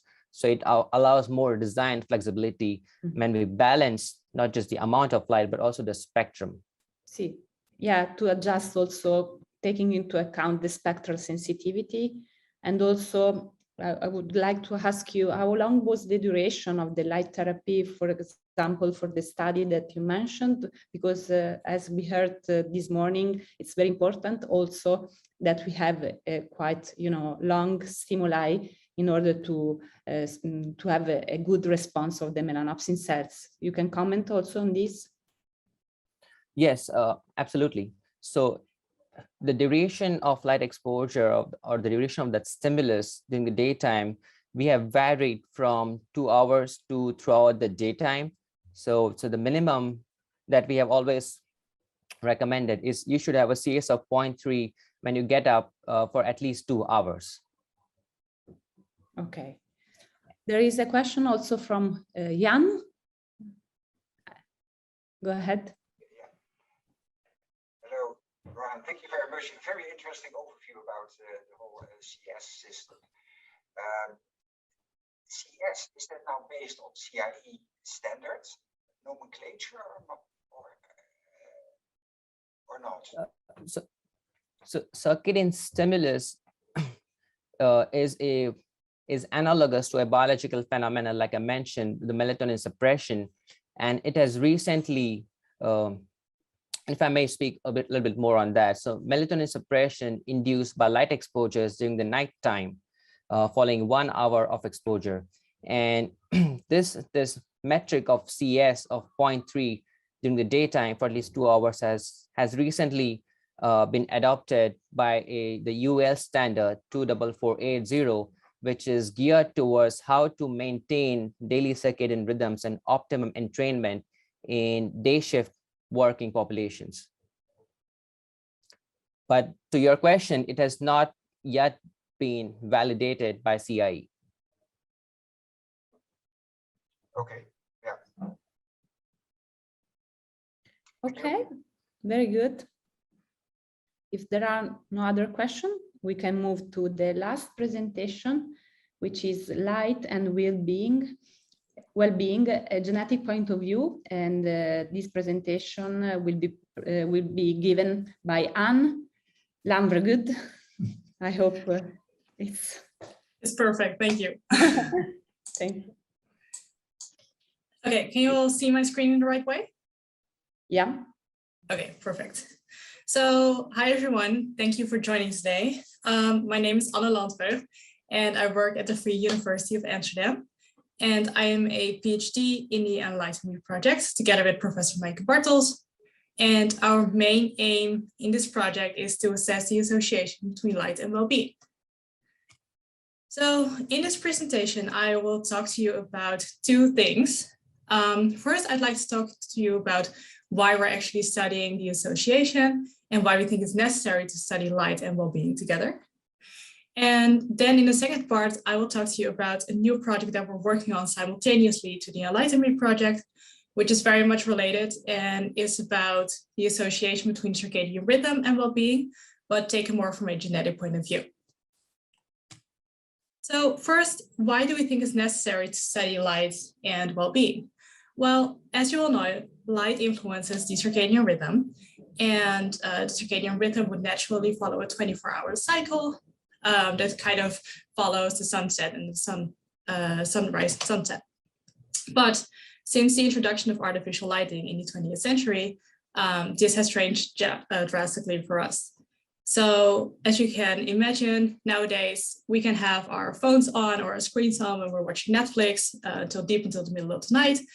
But also think about the artificial lighting that we use to keep stores open, which enables us to go outside when we should actually be asleep. And the same goes, of course, for the traffic lights, which enables us to traffic more safely, while normally we would be asleep during those late hours. These changes all have caused a circadian disruption, and with a pretty word it's called circadian misalignment. And circadian misalignment basically means that whatever's happening in your environment is not in line with what your body would naturally want. So, as you know, there have been plenty of studies that study the association between light circadian rhythm and physical health. So classic examples are cardiovascular disease, diabetes, and cancer. And nowadays, there are also a lot more studies focusing on neurodegenerative diseases. So as was mentioned before in the other presentations, circadian disruption or misalignment is nowadays one of the core symptoms for Alzheimer's disease, and it's also a red flag for developing Parkinson's disease at a later age. But when we want to talk about the association between light, circadian rhythm, and well-being, we first have to define what well-being is. And don't get me wrong, this has been studied for over 100 of years, and it still goes on today. But there are some things that we can say about what well-being is, and especially about the way that we measure it. So, for example, there are a few common validated well-being measures. So, for example, we have the subjective happiness scale or the flourishing scale. And also in the expertise of well-being, we would say that well-being kind of has two different aspects that are very much related to each other. So on the one side, we would have subjective well-being, which is really about how do you feel about the things in your life and how happy are you with the things in your life. And on the other hand, we would have a psychological well-being, which is more about how engaged you are with the things that you do in your daily life. Now, the thing is that if you ask someone, he or she could mention tons of other things that they would think are related to well-being. So for example, relationships, exercise, whether you're healthy or not, and things like that. And that's why when you look at the literature, well-being is kind of used as an umbrella to cover like tons of aspects that are related to your well-being. But the validated well-being measures are actually kind of lacking or rarely being used. So keeping that in mind, the number of studies on light that include these measures are very limited. Luckily, there are a few who have done so, and they, for example, have identified an association between light and well-being through safety. So the theory here is that if people are in a well-lit environment, they feel more safe, and when you feel more safe, you experience more well-being. But we also all know the examples of the bright light therapy studies, which sometimes find an effect and sometimes they don't find an effect. But the thing is that often they do not use the validated well-being measures, but they would use what we call well-being derivatives. So for example, they would use depression measures, mood measures, sleep measures, or health measures instead of the actual well-being measures. So to summarize it, we think it's necessary to study the association between light and well-being because it's just necessary to implement or include the validated well-being measures in these contexts, to our opinion. So moving on to the second part, like I said, we're doing some projects simultaneously in which we look at the association between circadian rhythm and well-being, and in which we will also use polygenic scores. So first, what you need to know here is that as you know, the circadian rhythm is very much influenced by environmental factors. So we've mentioned light and we mentioned food intake as well. But there's also a large genetic component to this. So family studies have shown that the circadian rhythm is for 50% heritable, which means that the differences between people in their circadian rhythm can for 50% be attributed to genetic factors. And as also mentioned before, in 2017, Jeffrey Hall and his colleagues were awarded the Nobel Prize for identifying 3 core genes or key genes that will play a key role in the biological mechanism that underlies the circadian rhythm, and they refer to them as the clock genes. Now, nowadays, circadian rhythm or circadian rhythm measures are becoming also more and more popular in genome-wide association studies. And in these so-called GWAS studies, researchers basically look at the entire genome and try to find out which genetic variants in there are associated with a certain trait. So a very good example of one of these studies is by Jones and his colleagues, and they took the trait morningness, so a derivative from circadian rhythm, and in which they basically just asked the participants, do you identify as a morning person or as an evening person? And they applied the method of GWAS to this trait. So what they do here is that they take the entire genome, and for every genetic variant in there, they ask the question, does this genetic variant increase your risk of being a morning person, yes or no? And through this method, they were able to identify 351 genetic variants that are supposedly related to being a morning person. Now, what we are actually going to do with this is that we will use this kind of knowledge. So on the genetic variants that are related to circadian rhythm measures, to create polygenic scores for our sample. And from these polygenic scores, we want to see if we can predict well-being outcomes. And as you can already guess, we will be using the validated well-being measures, as I mentioned before. So I'll take the next couple of slides to explain to you what that would look like, how we can create these scores, and what this would actually mean. So what is a polygenic score? Well, a polygenic score is a personal score of basically your own genetic risk of showing a certain trait.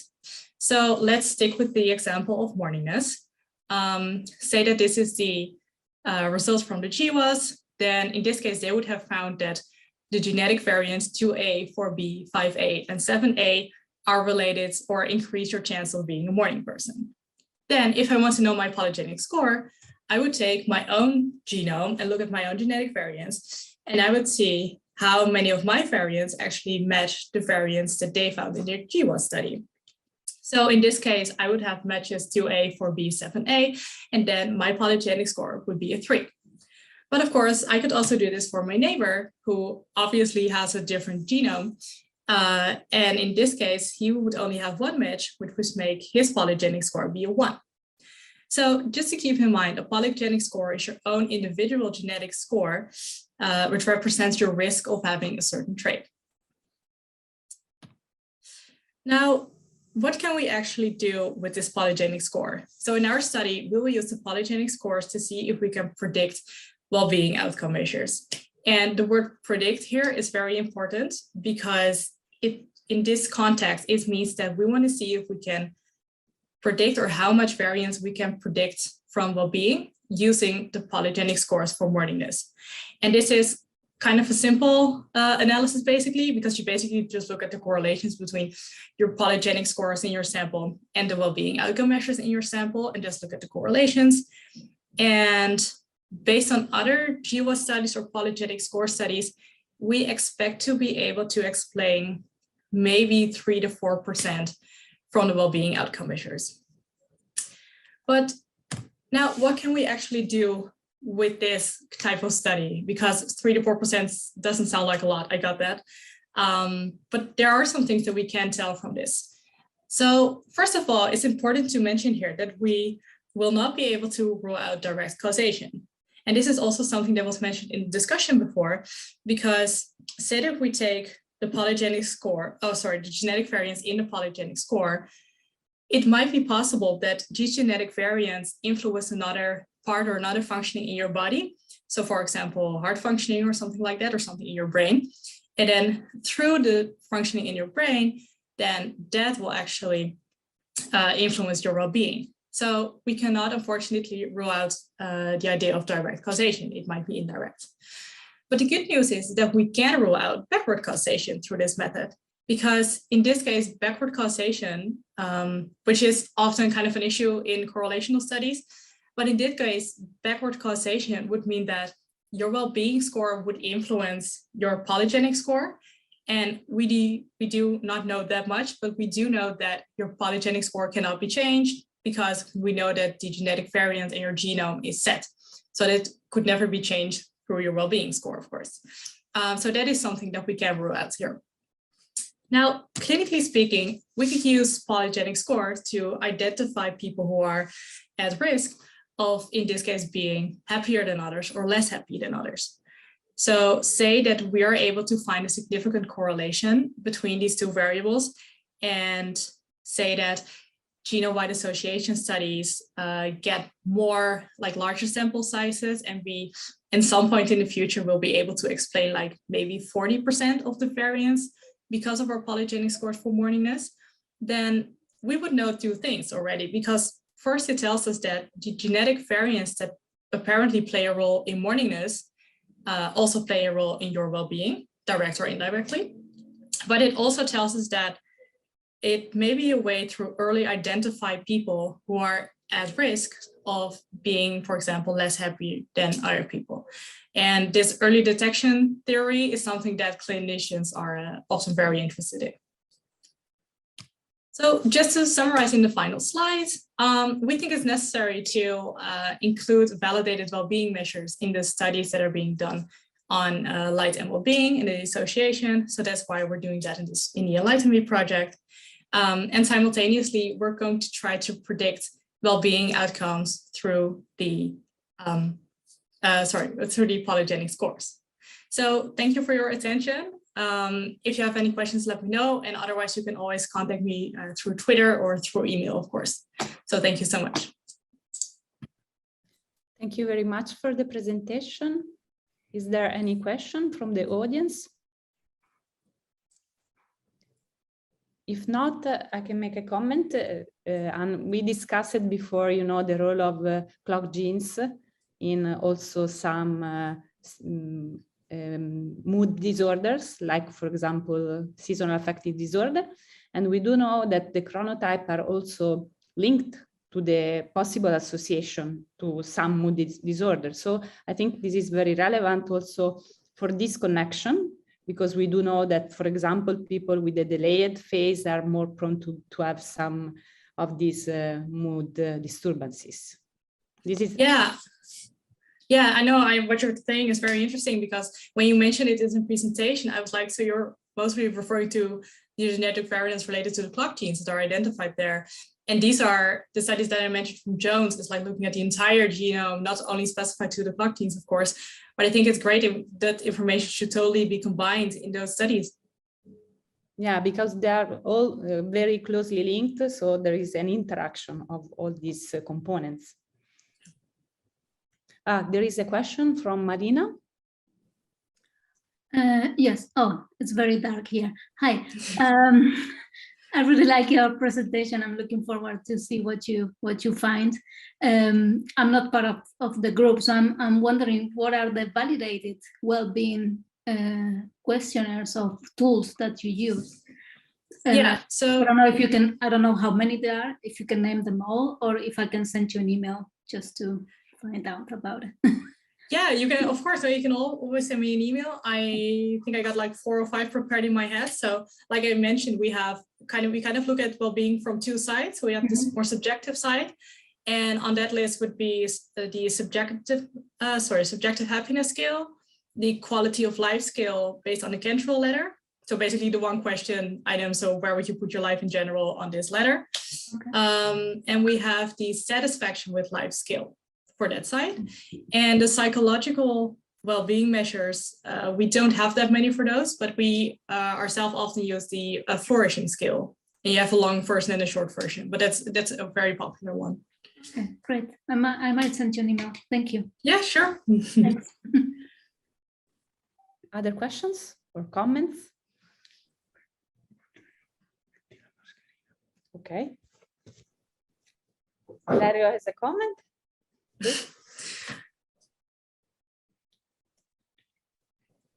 Yeah, and very nice. So my comment is we can look at the genetics from many point of views. As you know, we will be running the polygenic scores in ENLIGHTENme, but also the other neglected genome, which is the mitochondrial genome. So mitochondria are former bacteria which colonized our cells, and they can be considered the microbiome of the cell internal.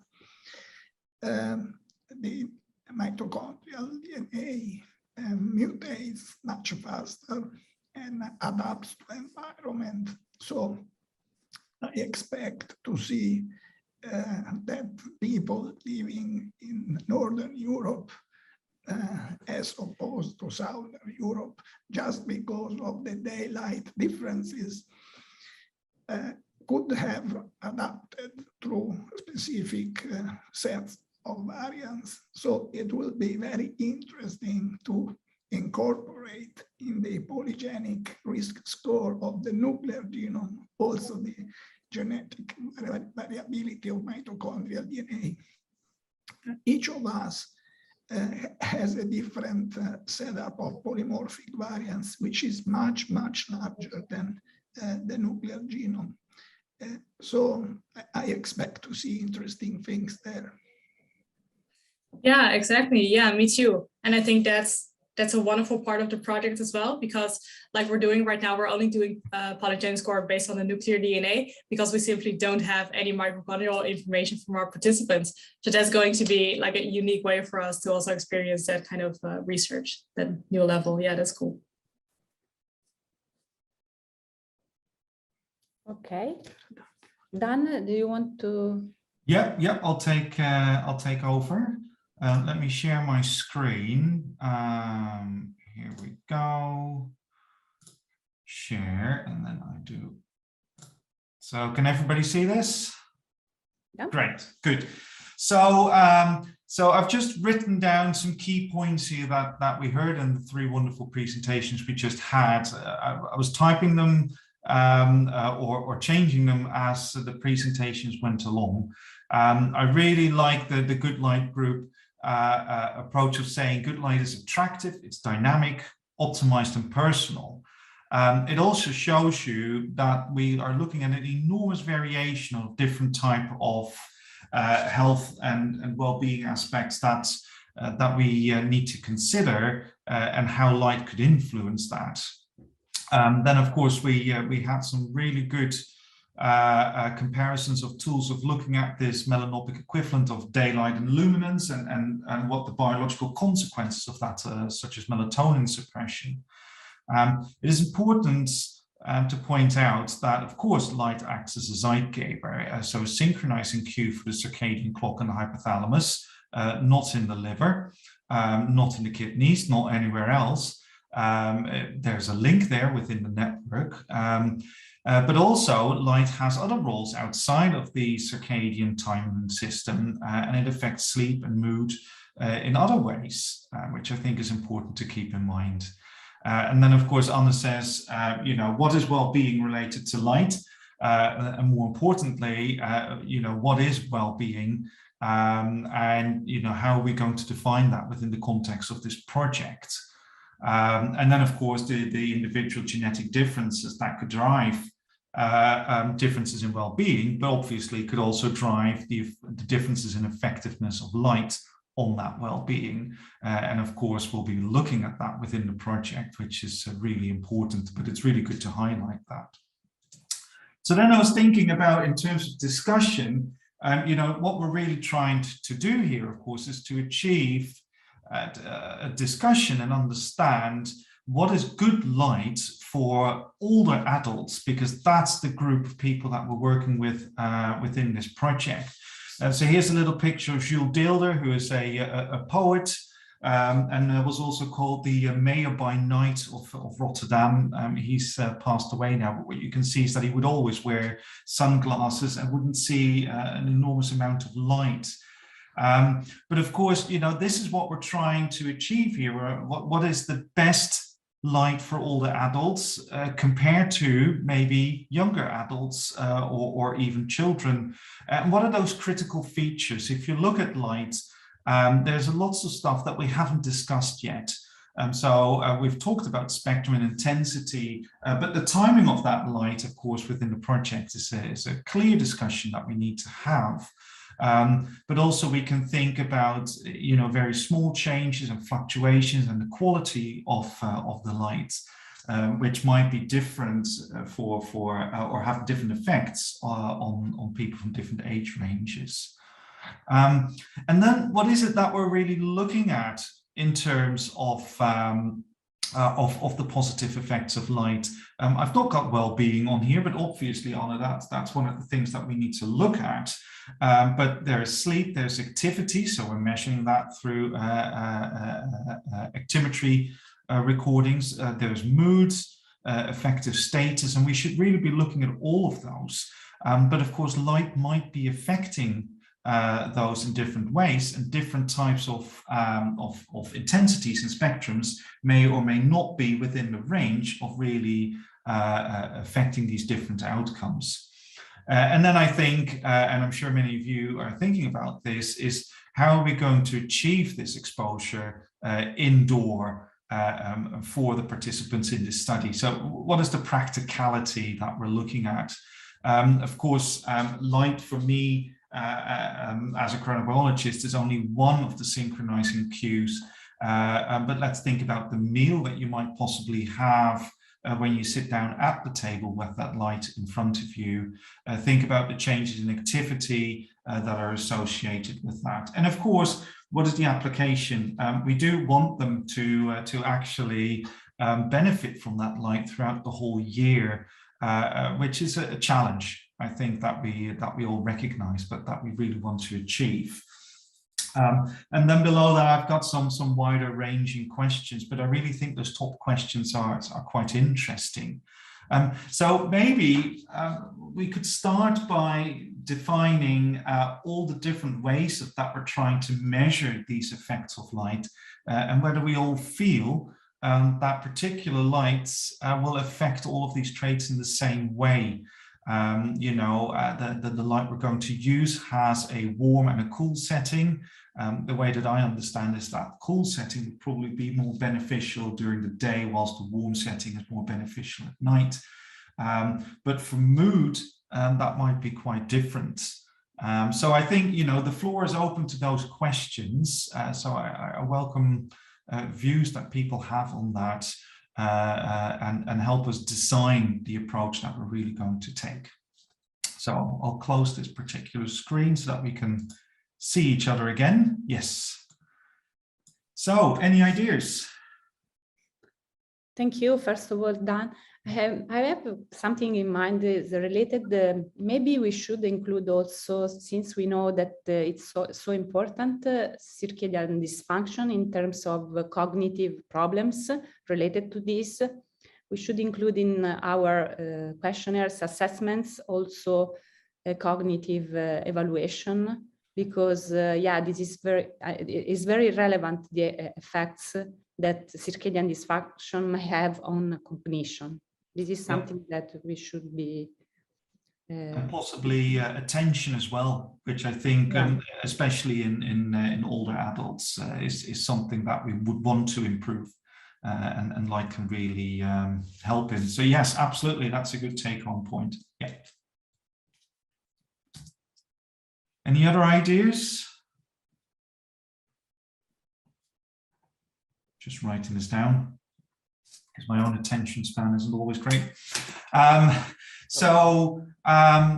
Do we expect light to affect mood and cognition in the same way that it might be affecting the circadian clock system? Do we think that the same light exposure is good for that, or should we balance that out a little bit?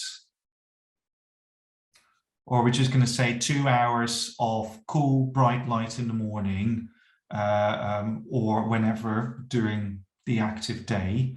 And are we going to say that that is going to be the same on every day? You know, in the working population, we very often, for instance, make a distinction between weekdays and weekends. We have what is known as social jet lag. How are we going to look for that? Are we going to understand what different types of days people have and how light exposure then affects their activity pattern? I think one of my comments, oh, sorry, someone raised their hand. Oh, it's okay, Roland, go ahead. Okay. Yeah, Mike is next. One of my comments on what you mentioned is the light that affects circadian system is it the same as that affects the mood? And honestly, I don't know answer to that question. But in terms of the common indoor lighting environments, they mostly have white light sources, and people tend to stay away from narrowband sources. So if it's for the circadian system, what the data suggests thus far is spectrum is not as important as the absolute amount and timing of the light. So that gives us some leeway. So as long, for instance, as long as you provide, for example, 1,000 lux at the eye during the daytime for the 2 hours, you know, spectrum is irrelevant. So spectrum perhaps can be a key in terms of optimizing at an individual level for mood. That allows us some leeway. Another point I would like to make is that what we understand less as of now is the effect of photic history and on our sensitivity to subsequent light exposures. And perhaps some work needs to go into that in terms of the immediate photic history of 2 hours and more of a long-term photic history or at a chronic level of consistent bright light exposures during the mornings. And how can they change? For example, if someone commutes to work under bright sunlight every day, it's going to be a lot different for someone who works from home. And lastly, I would like to again stress the point of distribution. So what we have seen in our studies is that for visual performance, it doesn't matter. 20 lux on the task plane probably gonna be good, the same visual performance if it's on axis or off axis. But in terms of the circadian system, for the same amount of light at the eye, the kind of distribution of the light source has shown to affect the effectiveness. For instance, light boxes kept right in front of people are a lot more effective. Is that what the data suggests, as compared to light boxes kept peripherally beyond the 20-degree vision, even though they provide the same amount of light at the eye. So I think that poses another challenge. So perhaps in terms of circadian system, it matters, but it may not matter for mood in terms of the absolute amount at the retina. So these are some of the challenges that will have to be addressed going forward. Yeah, no, that's great. I think there's some really interesting points there. I don't know whether we want to have the participants in our study. We want to get them to the point where we tell them to sit down for 2 whole hours so that we can exactly adjust the angle at which it comes into the eye. Or whether a more practical approach is needed there. Just going back to your statement saying that the spectral composition doesn't matter. I would think that it does matter a little bit, doesn't it? Because we do have different photic systems going into the SCN, and especially when you go towards an aging population, degradation in these pathways might be differential. So it's certainly something to consider, I would say. But of course, your point is well taken that it does need to be fairly bright. And I think that's the point that Jan was making as well. So yeah, thank you. Marijke? Yeah, thank you. I think I'm very happy that I'm after Rowan because I think he made some very good points that I had in mind as well. To start off with the last one with spectrum and intensity, I more or less agree that as long as we increase light intensity during the day and reduce light intensity during the evening and the night, we do a very good job. And of course, we do want more bluish during the day and less bluish in the evening. But as long as you increase overall intensity and reduce overall intensity, you are doing already a much better job than people have now. And so yeah, I agree with that. When we choose at the safe side of just normal photopic light intensity, then we will reduce melanopic intensity or increase melanopic intensity as well. And that's maybe it's much simpler message to the elderly people in society, to have an app and say, try to get 1,000 lux instead of try to get 250 melanopic light on your IPRGCs. I mean, that's not a message that we can give. So that was one thing. The other thing, I had 2 more points. You asked about the effects on mood and on circadian system. And from my point of view, from my experience starting off as a PhD, investigating the effects of light in depression, and later on more in chronobiology, I would suggest that the exact timing of the light for a response in mood is less important than the exact timing for getting a response on sleep and the circadian system. So if you increase light intensity during the day or in the morning for at least half an hour or 2 hours, at some point in the morning, you will definitely be able to improve mood, especially in winter depressed people. But if you want to shift the clock or shift sleep, then the timing must be much better and much more accurate. Sorry, can I interrupt you for a second? Yeah, please. Because the timing, of course, I think the PRC, so the advances or the delays that light can cause to the circadian system is slightly delayed in the elderly population. So would that change? So with delayed, is that the inflection point from going from a delaying to an advancing point is later in the day? Would that change maybe the approach that we would take? Because normally you would say really at the point of waking up, right, is really where you want to have most of that exposure. Can we be a little bit more generous, maybe take a longer period than say 2 hours, or say as long as it's before noon, it will be beneficial? Yeah, if my answer would be yes, especially in the elderly, because especially in the elderly, you probably do not want to advance them very much. In most cases, the elderly are already pretty early, have an early awakening time, and you don't want to make that even earlier. So I would say that as long as you have, I would say in general, but of course I'm also a board member of the Good Light Group. I would say if we will be able to get these recommendations that you need at least 2 hours of daytime light or those intensities, and less light, preferably in the morning, but not too early, not at the real phase advancing time, and really less light in the evening. If we get that message there and people will really improve that, then we would get the evidence whether those kind of general recommendations are effective, and especially in an elderly population. Yeah. No, that's great. Sorry, you had a third point? Yeah, the third thing that's more or less related to this is that you asked about social jet lag, and at least in the Netherlands, don't exactly know the retirement ages in Bologna and Tartu, but we will aim at almost retired people.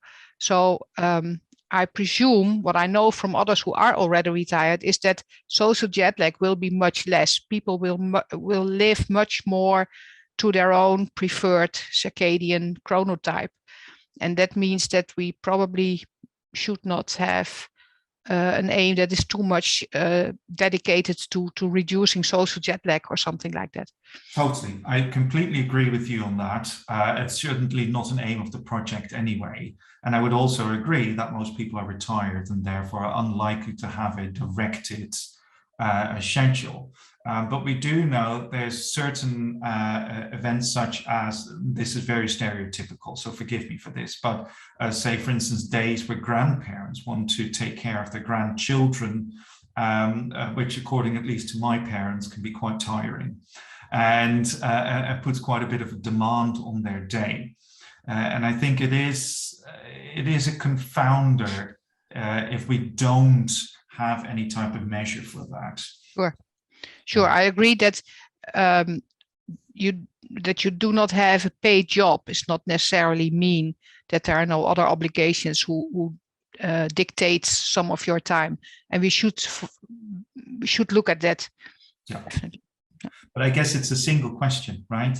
And I was talking to Anna the other day about what that question could be, because the question can't be, is today a working day or a free day?